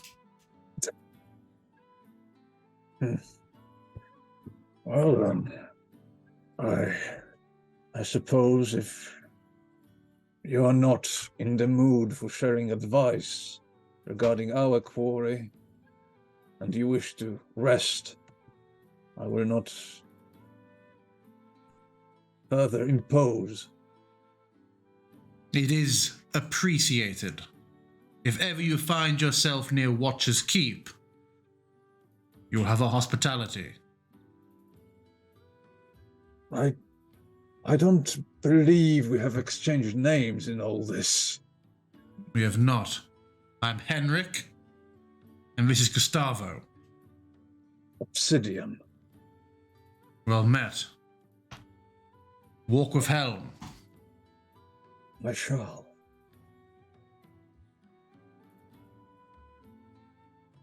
They return to their business. Anything else you'd wish to do in here? In here now. Atticus, as you approach the sorry. sword... Oh, No, I will not do anything, but I have one question. In all this, did it seem at any point to Obsidian that they are just sort of making shit up, or... in future, during the conversation, will be the time to ask that. Passively, Yeah. nothing set off against your passive perception that they were bullshitting you, though they were obviously and undeniably rather pompous. Mm-hmm. Okay. Well, Henrik certainly was pompous. Gustavo was mostly incoherent. Sure. All right.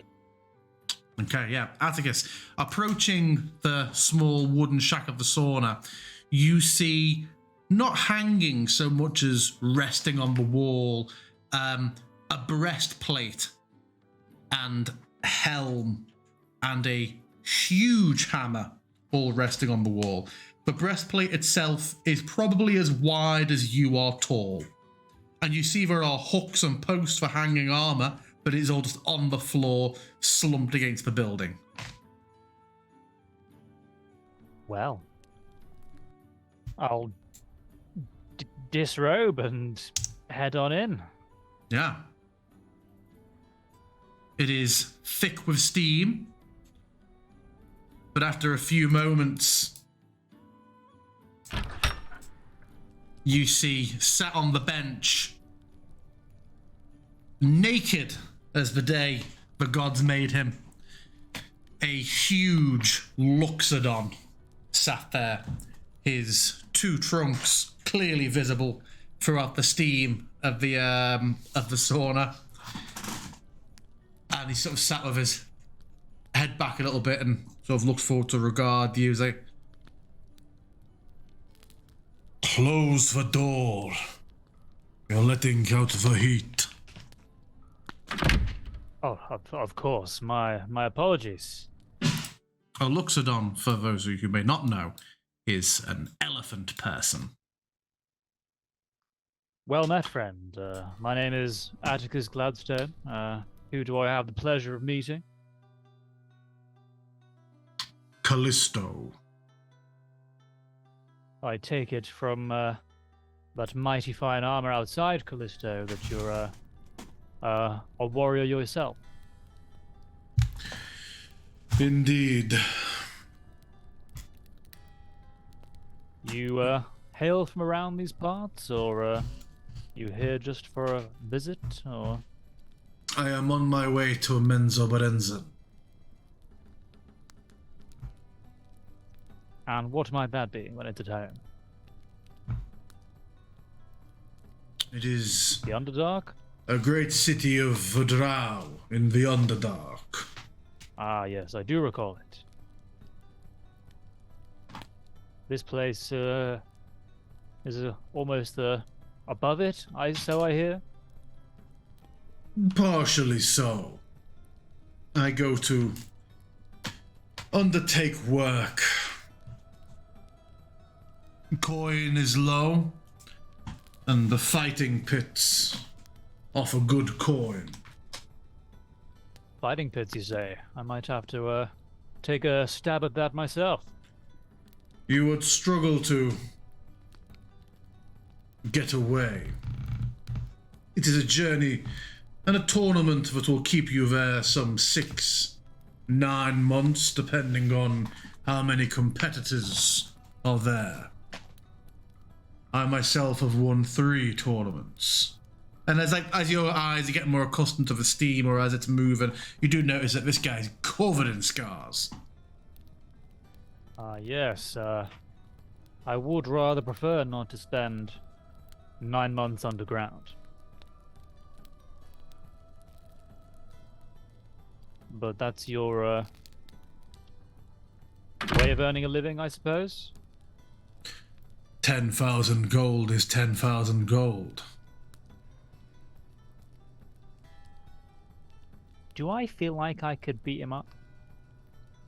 Do I think I'd win in a fight?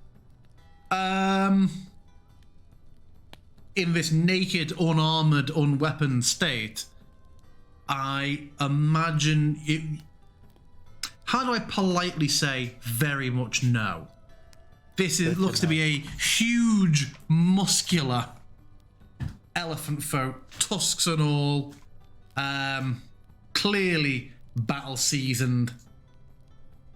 I mean, you could certainly try, in the words of Matt Mercer.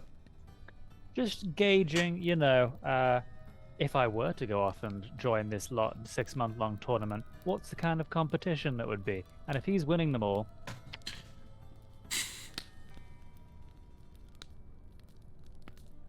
Cool. I think that I probably wouldn't intrude too much more with him, and I'd just enjoy the sauna for a while. Okay. So, tattooing, saunaing, conversations in the bar. And Obsidian will now try to acquire a carrot. And then he shall try a carrot. A carrot? Yes. Okay. Or something similar. And then he will try to befriend a goat. Okay. Well, we'll pick up with that after our break. Sure. We'll take our 10 minutes, and then we'll come back with you. Yeah. You trying to tame a goat. Yeah, So I yeah, imagine that we might will- take some planning, so a break is well deserved. Yeah, we will be back in 10. Obsidian Mhm. requested to try and tame one of these goats. Tame is a very strong word. Yeah, or at least feed Yeah, one of these goats. feed and pat is the target. They He's keep eyeing a up his wary. They keep a wary distance until a carrot is revealed. At which point they come over. They start to approach very quickly, as goats do. But sort of clearly not a charge, but a rapid canter. But they stop short about 10 feet away, and then pretend to become interested in anything else. But are undeniably fixing a beady eye on your carrot. Yeah, Obsidian will break up a little bit and first throw it a little bit further away. Hopefully it just doesn't disappear deep under the snow. What, throwing it as in throwing it past them a little bit? No, just a little bit Yeah, ahead yeah, of himself, yeah. between himself and the ghost, basically. And she will get lower, like to be less threatening, just not posturing as tall as he is. Like over Atticus's, I think, height Yeah. he is. One of them, I mean, yeah, obviously. One of them tries to get the carrot, but the other one gets it just a moment too soon. The loser looked at you expectantly, narrowing its eyes like Farmer Maggot. Yeah, he'll keep the carrot like sort of extended towards them, and then if they take their time, he'll. The other one who didn't get any carrot just lumbers forward. Good goat. Will it start chewing, or is it like still a little bit further? No, if a carrot's out, it's trying to get the carrot. All right, he will hold on to that though, like not just letting it It get away is. with it. It has to. I mean, it will eat as much as it can without biting you. Sure thing. We'll try to get a scritch in. There's a brief scritch of wiry neck before it sort of a little bit. All right. And then, after a cursory examination that no further carrot is present, they will immediately just begin to withdraw. Truly wild.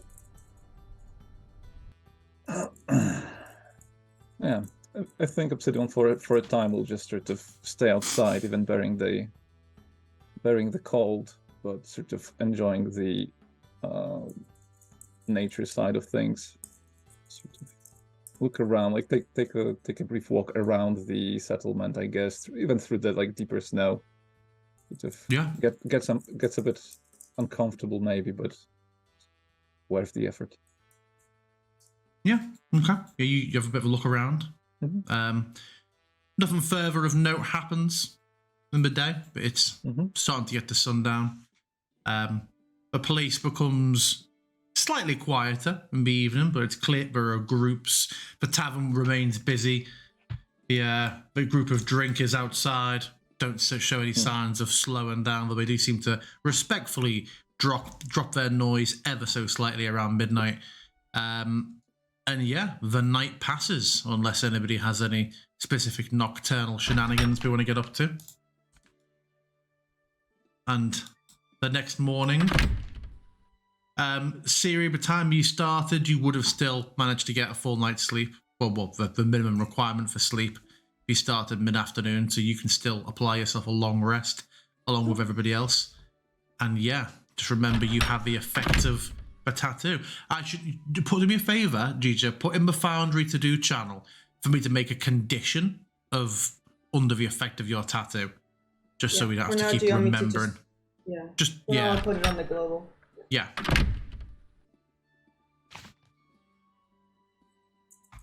But yeah, morning comes. Well, morning has only just started to come when there is a polite, quiet, insistent rap on your door.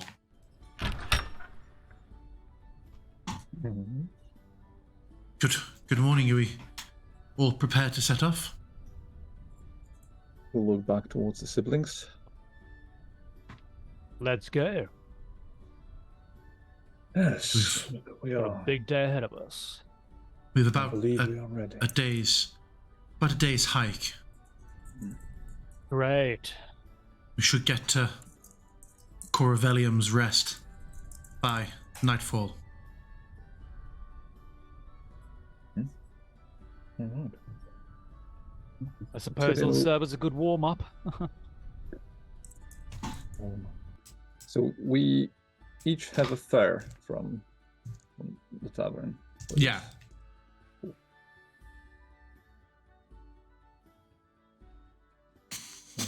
And yeah, you set off. Who will be leading the way with hiking? So obviously, Vanim knows like the direction and can offer tips, but I will say that she assists whoever is lead pathfinder, and you can therefore do it with advantage.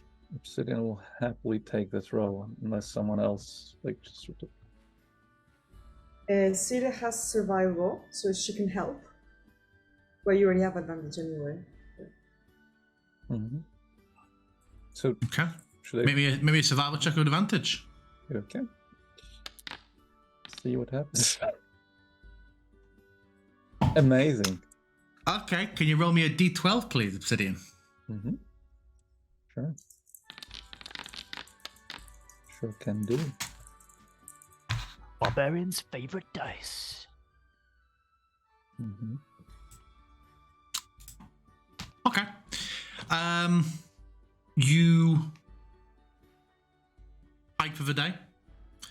There are 2 instances in which you realize that you've not fully gone in a circle, but that you have taken longer than necessary winding paths. And then as you've progressed, you've realized, hold on, we could have cut across it. And you feel like you've lost about an hour. You also feel a strange sense throughout the afternoon as the day progresses that you're being watched. Only lasts for a matter of seconds, but all of you feel it. And as quickly as it happened, it stopped. Vonim also sensed it, but any sort of investigation you made at the time didn't seem to bring anything up. It really was just a matter of seconds. But yeah, the day carries on. Night begins to fall, and a little later than you would have hoped to with your delays, as the snows begin to pick up, you find yourselves arriving at a huge dragon skeleton, partially submerged in a frozen lake.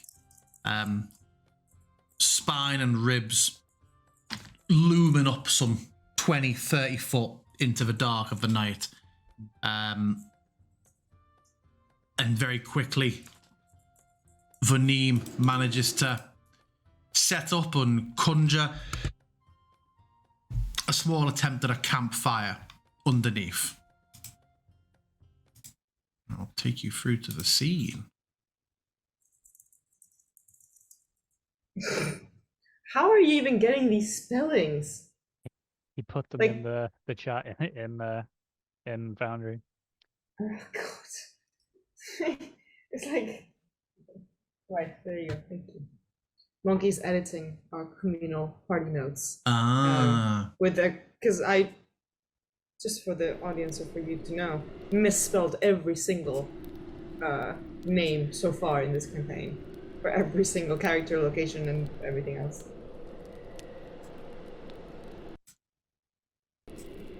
Wow, that is quite the skeleton. Is this the dragon called Corvellium? Yes, she was said to have protected this land a long time ago. She was venerated as a goddess of growth and renewal. Many who worshipped her called her a cultivator or the shard of cultivation, but she has long since passed. One day I'll be strong enough to fight a dragon. This is said that she was killed by a bigger dragon, so be wary of your wishes, yes? And looking around for all of you as you're settling in, over in your little campsite area, you can see that there are absolutely, particularly around the skull, shrine-like elements to these remains. I feel like you would all know that, even if you don't know details, but there is absolutely value to dragon bone and dragons, almost every part of a dragon, yet these bones seem to be mostly unpilfered.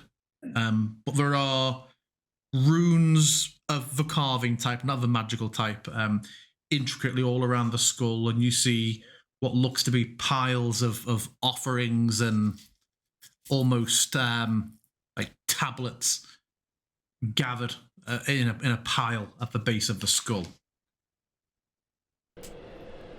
Is it okay if I just hack off some dragon bone to take with?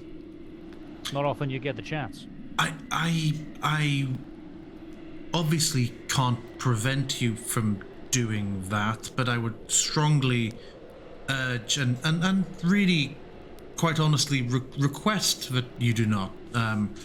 These bones have stood for centuries unmolested, and they're a place of worship to many of the goblin tribes and even some of the trolls, I understand, from the mountains. It would, I feel like it would be courting problems. Wouldn't My you brother rather? is. Obsidian? Wouldn't you rather carve something out of your own prey instead of scavenging? Oh, I 100% want to skin this yeti. Definitely need some yeti fur. That would be proper, yes. And what were you going to say, Siri? He's just trying to get a rise out of you. He has no intention in dishonoring a shrine. We were brought up by two loving parents who were of the faith and were taught better. Have I done something to give you offense, Atticus? No, he was just trying. He was trying to pull your leg, Very well. right? Right? Totally. You got me.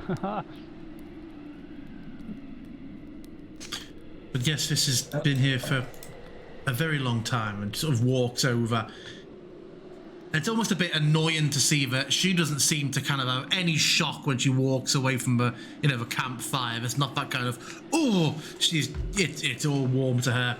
And she just points out, there are lots of very, very clearly rudimentary offerings scattered around. Like, just bundles of twigs wrapped in, fine patterns and complicated knots with, reeds and strings.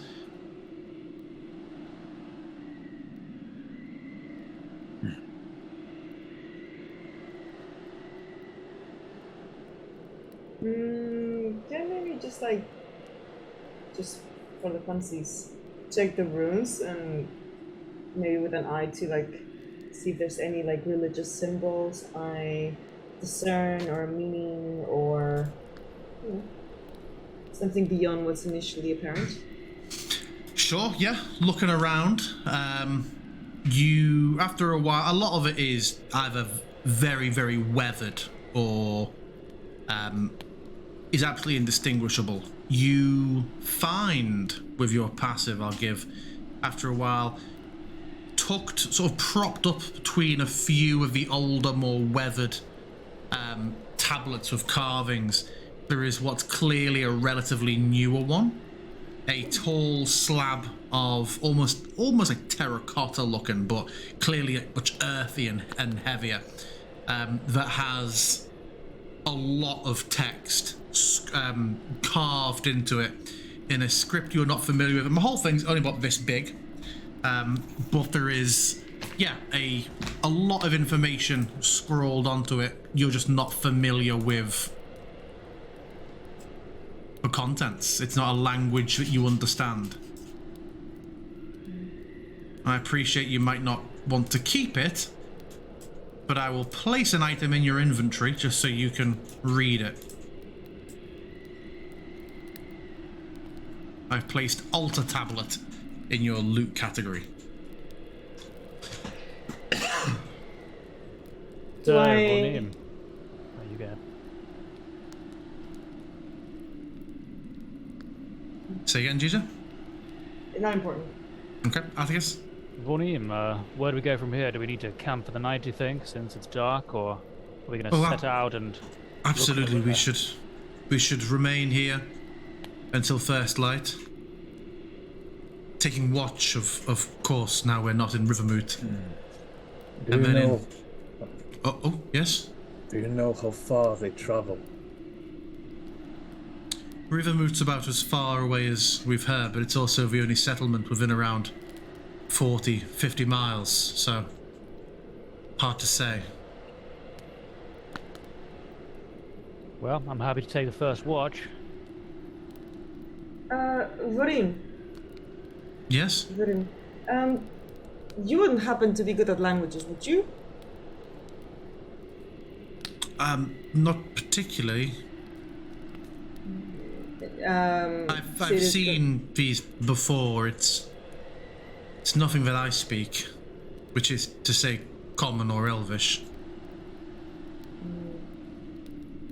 Obsidian, does the script look familiar to you? It I'll shows in the tablet. give it a look. It is not familiar to you.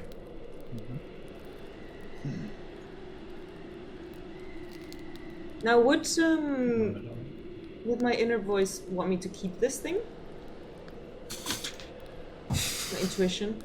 I wish there was like roll for intuition. That's What called do a you coin toss. What do you think your inner voice would be saying to you about this?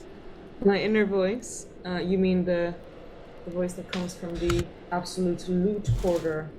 Every single item in DG3 must be picked up and put in storage.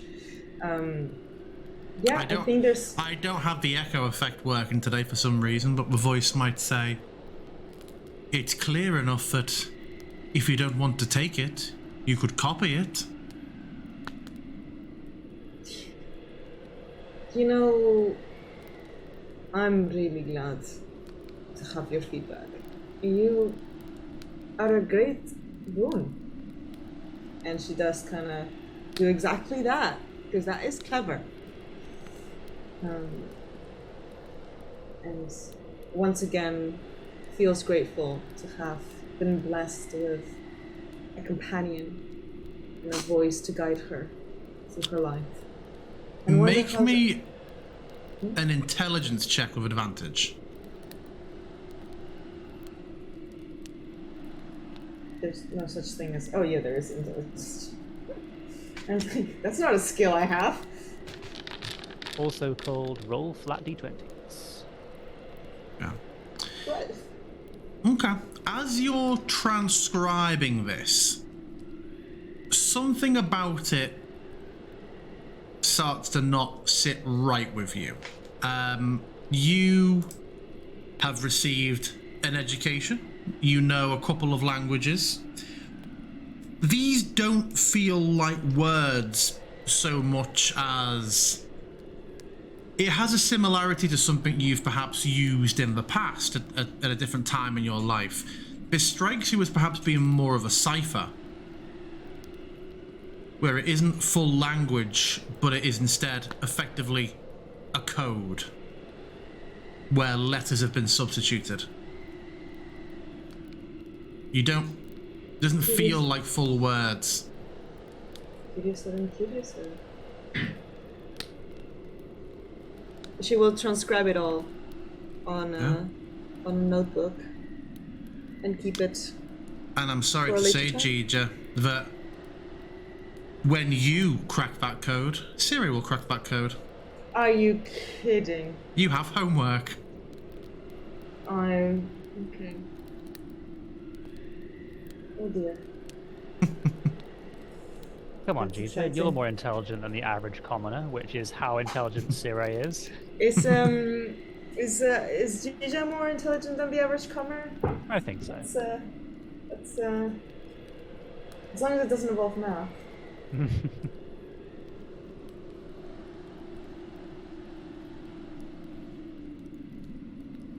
I'm not expecting you to do that right now, but Oh no. if she manages to at some point, then you will gain knowledge.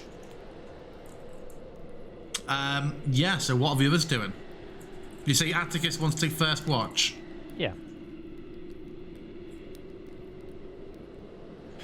Okay. I mean, yeah, the others, well, Vanim, certainly.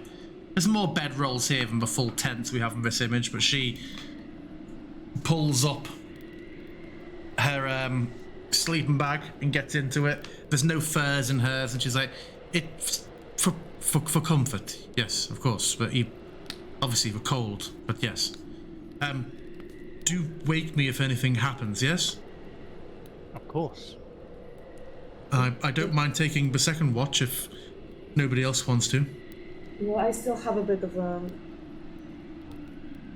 I still feel strong and I have a bit of a boost, so unless my brother wants me to take the watch with him, I will take the second one.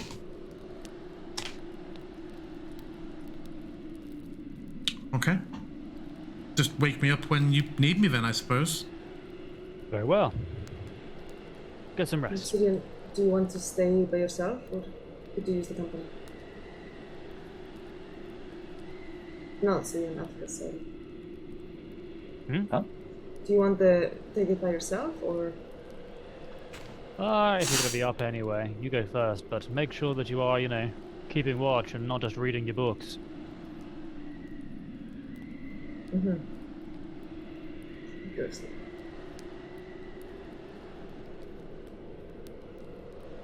Yeah, okay. So Atticus, as you settle into the night, can you please make me a perception check for your first watch? Sire will take the first watch. Oh, is it Yes. Sirius taking first, is she? Sorry. Yes, because Sire is assuming that her 24-hour buff will still count, since she didn't stop tattooing until quite late, but maybe not this late, so... No, this is only Sirius. early evening. Okay. So yeah. Perception... with I think I should roll it... Wait, does Bless apply to checks? No. No. No, it And doesn't. it is dark, of course, now. So, disadvantage? Yep. Oh no! Oh no! The one skill she's good at. You hear, just through the howl of a wind, just for a moment, what almost sounds like another howl, far in the distance. A brief snippet of wolf howl. You think, maybe. The wind does change pitch quite a lot with this howling gale, and it's difficult to see out through the snow with a blizzard battering into your eyes. But yeah, maybe you heard a wolf. That just will make her more alert. But since I didn't see one, and of course there's gonna be wolves in the wilderness, I don't think it's necessary to wake up anyone. Yeah. But, she'll have her longsword handy.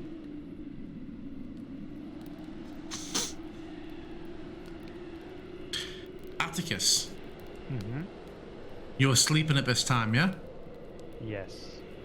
Your dreams are of boiling oceans and fiery skies. You almost feel feverish and can't get comfortable until there's a sudden moment of relaxation and you feel that your hand is resting on the pelt and you sort of grip it between your fingers for a moment, and it is of comfort to you. Siri, your watch comes to an end. Who do you wake? Atticus?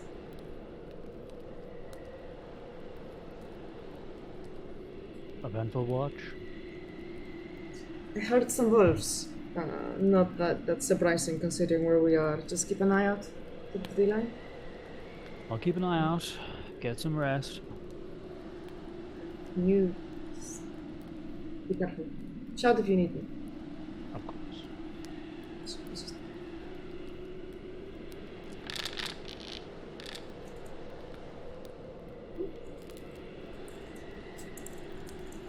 After a while, you're certain that you hear howls. Just for a moment, a couple that pass back and forth in a bit of a chorus.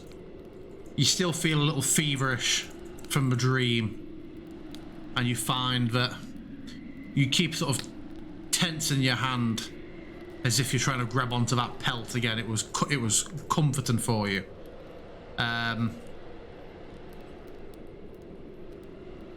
You feel a bit of a boiling surge in your stomach for a moment. For a flash of a moment, you feel like you might be about to vomit. But although the heat stays, the nausea passes, and you feel for a moment a sense of accomplishment that isn't yours. You feel that there's a brief moment of a watchful eye on you. As your hand tenses again, you go to dig your hand into that pelt again. And even though your hand is empty, you feel the pelt beneath your back. And as you sort of push it away from you and push it forward, there is a small, silent burst of flame in front of you. And unwrapping in an instant from the air, a large creature looking like a hyena, but with hooved feet and a long tail, just stands quietly before you before it turns back and just looks at you with these flickering brimstone eyes, and you know that it is awaiting your command.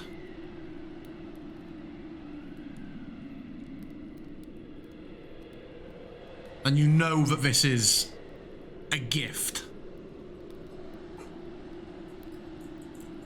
Hello there, beast. Just stares at you. Strands of saliva dropping from the jowls. Where is the Yeti?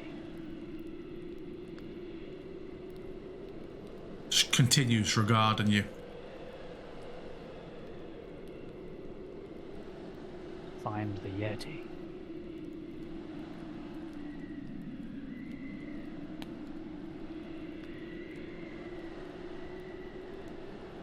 Looks around, just idly, and then just sort of drops down on it with a weirdly folding way that equine legs do, and with an impossibly large dislocation of the jaw, just begins to crack and crunch at one of the dragon bones on the floor.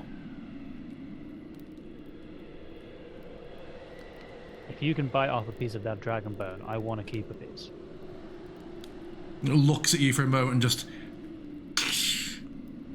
and a large splintered shard about the size of hand to elbow comes loose, and it continues gnawing on it. That's perfect, thanks. The whole time he's got hand on the hilt of a weapon because this is weird. You hear the howls again, closer, and the creature's eyes just pass through you over to the north as it slowly unfolds back up to its height. It's probably sort of chest height for you. Its back. and it stinks like rot, not undead rot, just like dirty meat and yeah, sulfur. You'll protect us from any intruders, right? It lollops quite messily through camp. Everyone who's not Atticus can make me a perception check with disadvantage. Is he asleep? Only a DC 8 to be woken.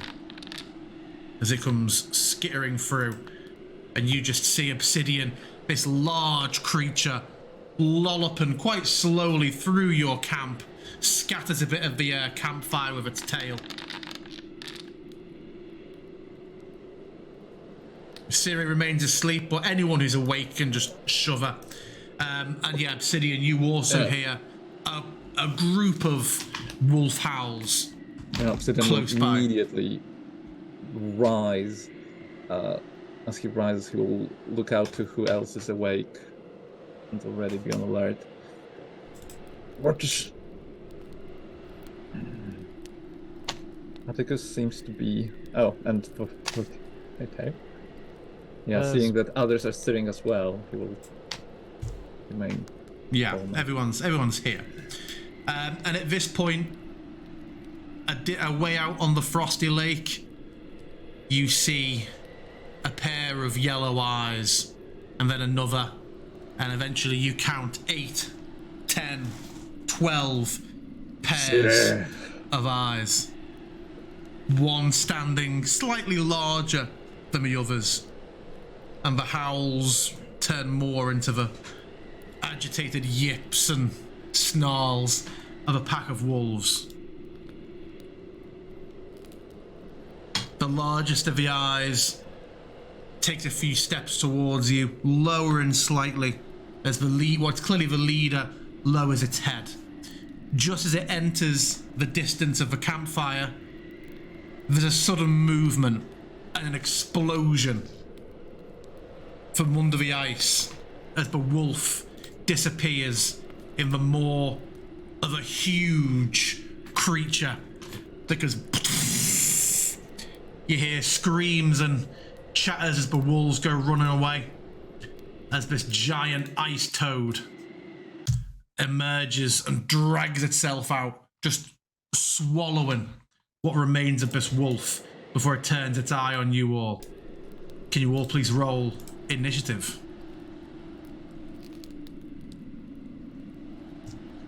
Ice Toad initiative. I'm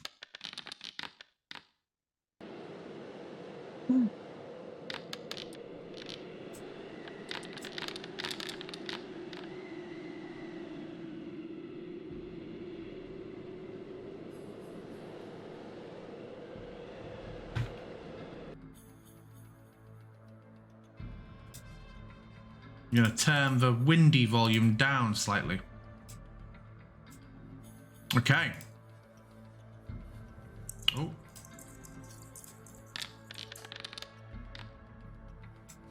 Okay. Siri, you're up. What? Am I? I thought I was asleep. No, Obsidian said he awoke people. Okay. Oh god, okay. There is a hyena with hooves next to my brother.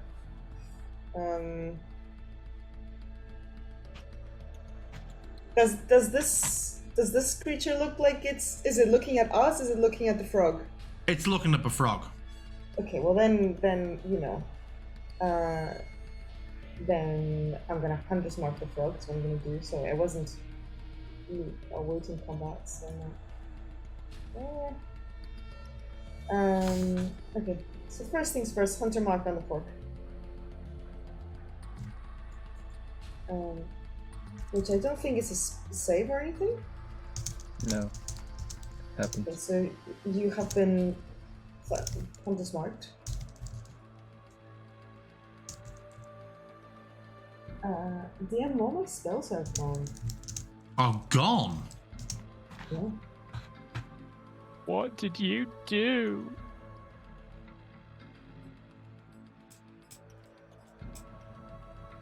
Okay. Are they back Wait. for you? You had a filter on, didn't you? Wait, sorry. I'm not... Sorry, I don't have hunters. Sorry, I played on the... You're a on level 2 Saturday fighter. I played a ranger, and I went straight into ranger mode. I'm so sorry. This is not my... The problem is I didn't even notice anything wrong with casting Hunter's Mark, but yeah, sure, whatever, go for it. I'm so sorry. It's alright. That's really embarrassing. Alright, I'm going to step forward here. I'm gonna crossbow it to the base. Crossbow to the face.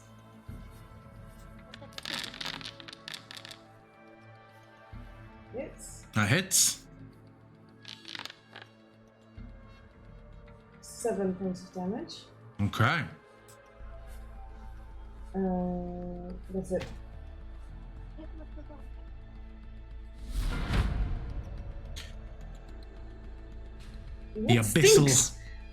The abyssal hyena is up. Do you wish to issue a verbal command? Get that frog thing.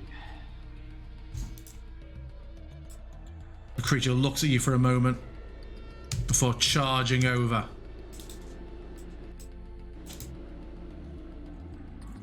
And it is going to go in with a bite.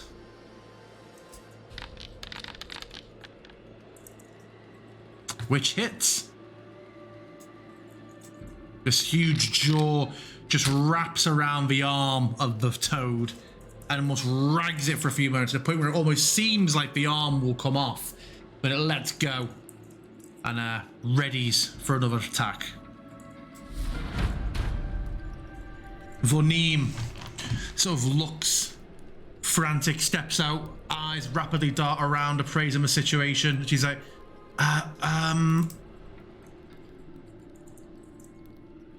Atticus. And she just sort of puts her arms past each other, and this glowing glyph just appears in the air. There's almost a clockwork noise as this pale blue light comes out, and then she reaches through it, and it almost stretches a bit like a web with it, and she places her hand on your shoulder as she casts True Strike on Atticus, giving him advantage on his next attack. And then she just strafes out a little bit, getting a bit of distance. That is all she will do. Obsidian, you're up. All right. Obsidian will move. Is it difficult terrain just because of the... No. Okay, snowage. No. And that is ice, right? Yes. Before me. Okay, so without going on ice yet, getting closer, Obsidian will just chuck a hand axe at this thing. Okay.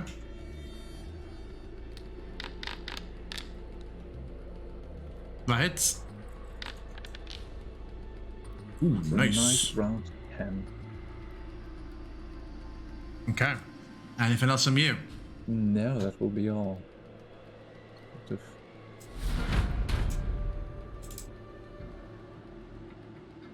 crouch and watch. As this axe digs in and a cluster of ice or crystal, whatever it is, falls away, the toad regards the large hyena attacking it instead and is going to try and bite it. But unfortunately misses. That is all it can do. It's already bleeding profusely. Atticus, you're up. I mean, with the boon from Vonim, I'll charge in. And it's already looking like it's been damaged quite severely, Yes. right? So I'll just go ahead and go in a big chop.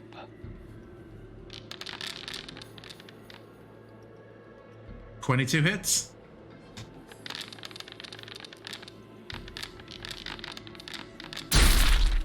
Jesus.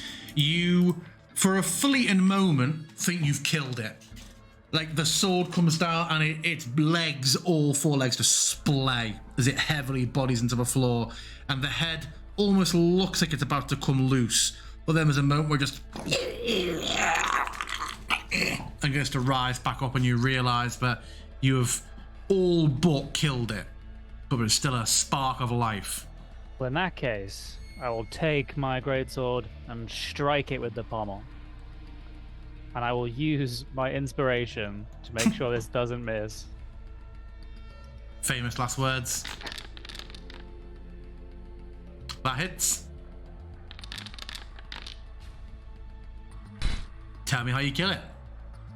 After coming in with one big chop, he's just going to reverse it, and the pommel comes down right on its crown, and there's just going to be a slight crunching noise as it fractures the skull and lays out the toad. Okay. Yes. The toad begins to just bleed out there on the ice. Wolves no longer sounding nearby, their song seeming very far away in the distance. The hyena, after a few moments regarding the scene. You shoot the hyena? Yes. Okay.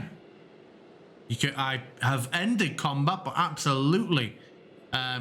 You can ready your crossbow. Yeah. Before much time passes, just like Yeah. first crossbow goes onto the frog, the next crossbow goes straight into the hyena.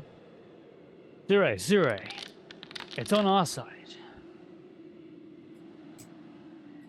That would hit.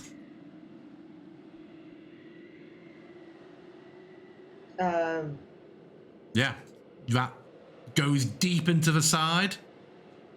The creature looks enraged and poised to strike back. And is there a verbal command issued? Stay. What the? Make me an animal handling check with disadvantage.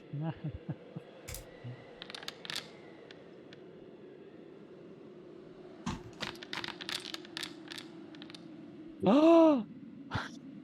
It all but lunges, but then you see it just digs those hooves in for a moment, blood dripping from the bolt on its side, and you can see where that blood lands, the snow and ice just melt immediately to the point where, Atticus, you feel like you start to hear a couple of those weird long ice crack sounds as the blood falls onto the ice. Stille runs But it towards does the hyena. not. But it does not attack. It remains still. Stille runs with her long sword up. Atticus, watch out! It's okay. It's with us. It's doing as I tell it. I'm not sure exactly how, but it's like it just knows. What? What? Creature, be gone. It looks at you for a moment, and then, in a quickly collapsing in on itself, almost like a reverse sort of firework effect, it disappears. Am I dreaming? Am I dreaming? Is this a dream? You might be, honestly. Maybe you should just go back to sleep. Let me know how it turns out. Atticus is gonna start like working on cutting up bits of frog.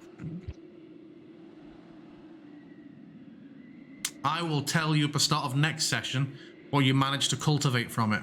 I've got a couple of ideas. I might flesh things out a bit more. But yeah, we can say that you do a bit of a harvest. She's gonna go to Obsidian. Did you see that? The picture. I have no more context for this than you. I was kind of hoping it would be part of your visions. No. Okay, first fire, then sulfur smelling, acid dripping, hooved creatures.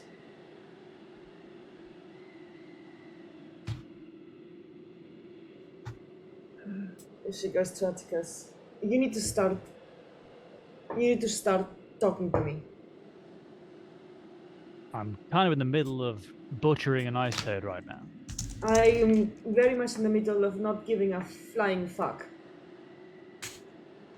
You've done something.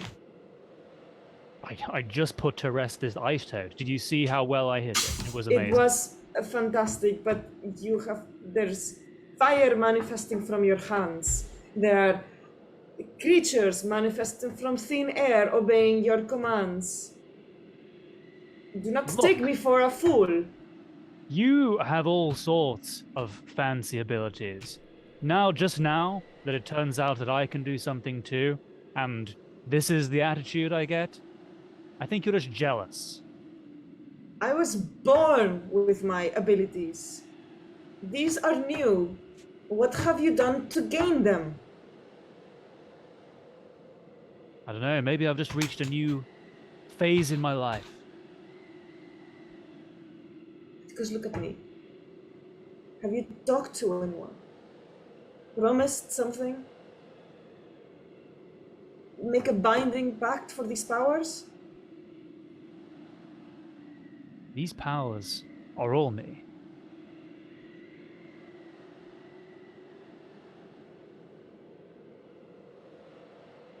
I don't understand them. You can't help, as you utter the lie, Atticus, to feel like a child reaching to the cookie jar, hearing mum or dad in the corridor directly outside the kitchen. Talk to me. I cannot protect you if you will not be transparent with me. I need to know what's going on. Do I look like I need protection? Well, Fatherly certainly thought so, which is why I'm here.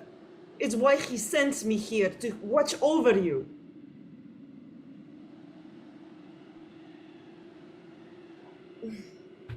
That's why you came. And here I thought that you just wanted to join in my adventures. Well, if you weren't so irresponsible, maybe he wouldn't have thought you needed a babysitter. Oh. A little too dark. There we go. Then prove him wrong. But this is not the way. Keeping secrets, claiming abilities that are manifesting from nothing as if they were yours innately. What can I tell you? Maybe two of us can be special. Because of course you're special, but this doesn't make you special. Your disregard for the truth does not make you special either. Last time I checked, I tell nothing but the truth.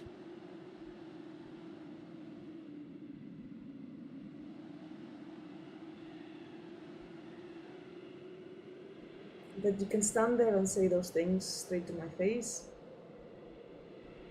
proves to me that Father is right.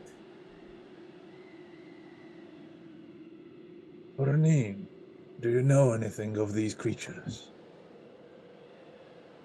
The toad or the horn, the hooved hyena horse thing?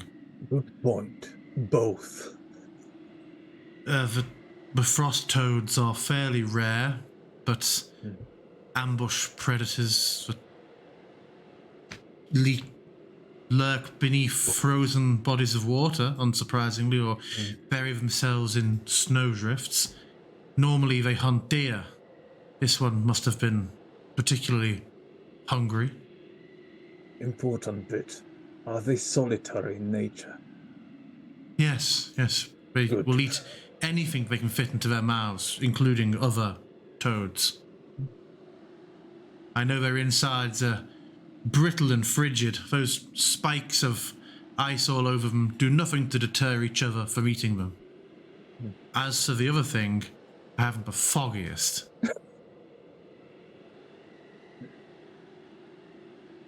It seemed to be under Atticus's command, though, it would seem. How can that happen?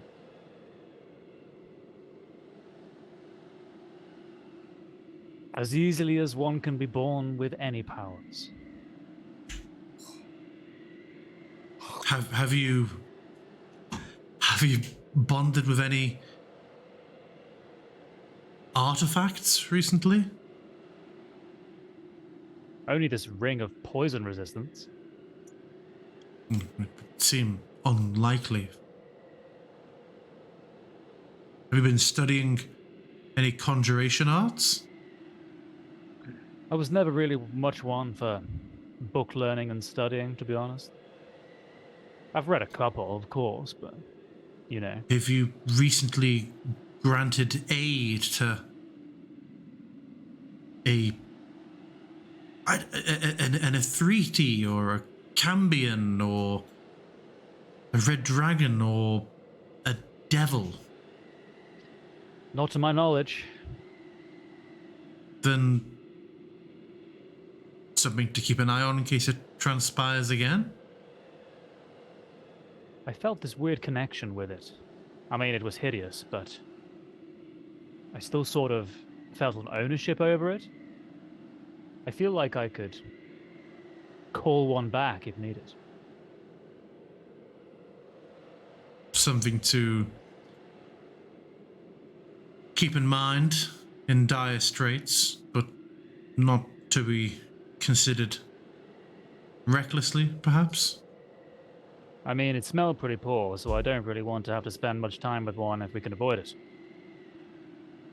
One shouldn't consider ownership over a companion. The mere fact that you feel some sort of domain over it tells me that this is not a true bond you have. How do you mean? People can conjure all sorts of magical creatures. You feel a little warm flutter of love and appreciation in your breast as you say that, Ciri. Conjuration, yes, but not a bond. You must have done something. It was a real creature, I think. I would also say to all of you that as this conversation's carrying on, you would be increasingly aware of the distance you've put between yourself and the campfire.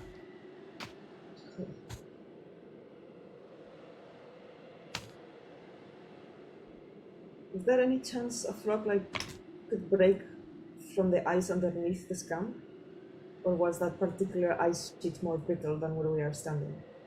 Yeah, you walked out onto what's effectively a frozen lake. Underneath the bones, the wings extend into the lake. It's just regular floor under the camp. Obsidian, can you help me drag this thing off the lake?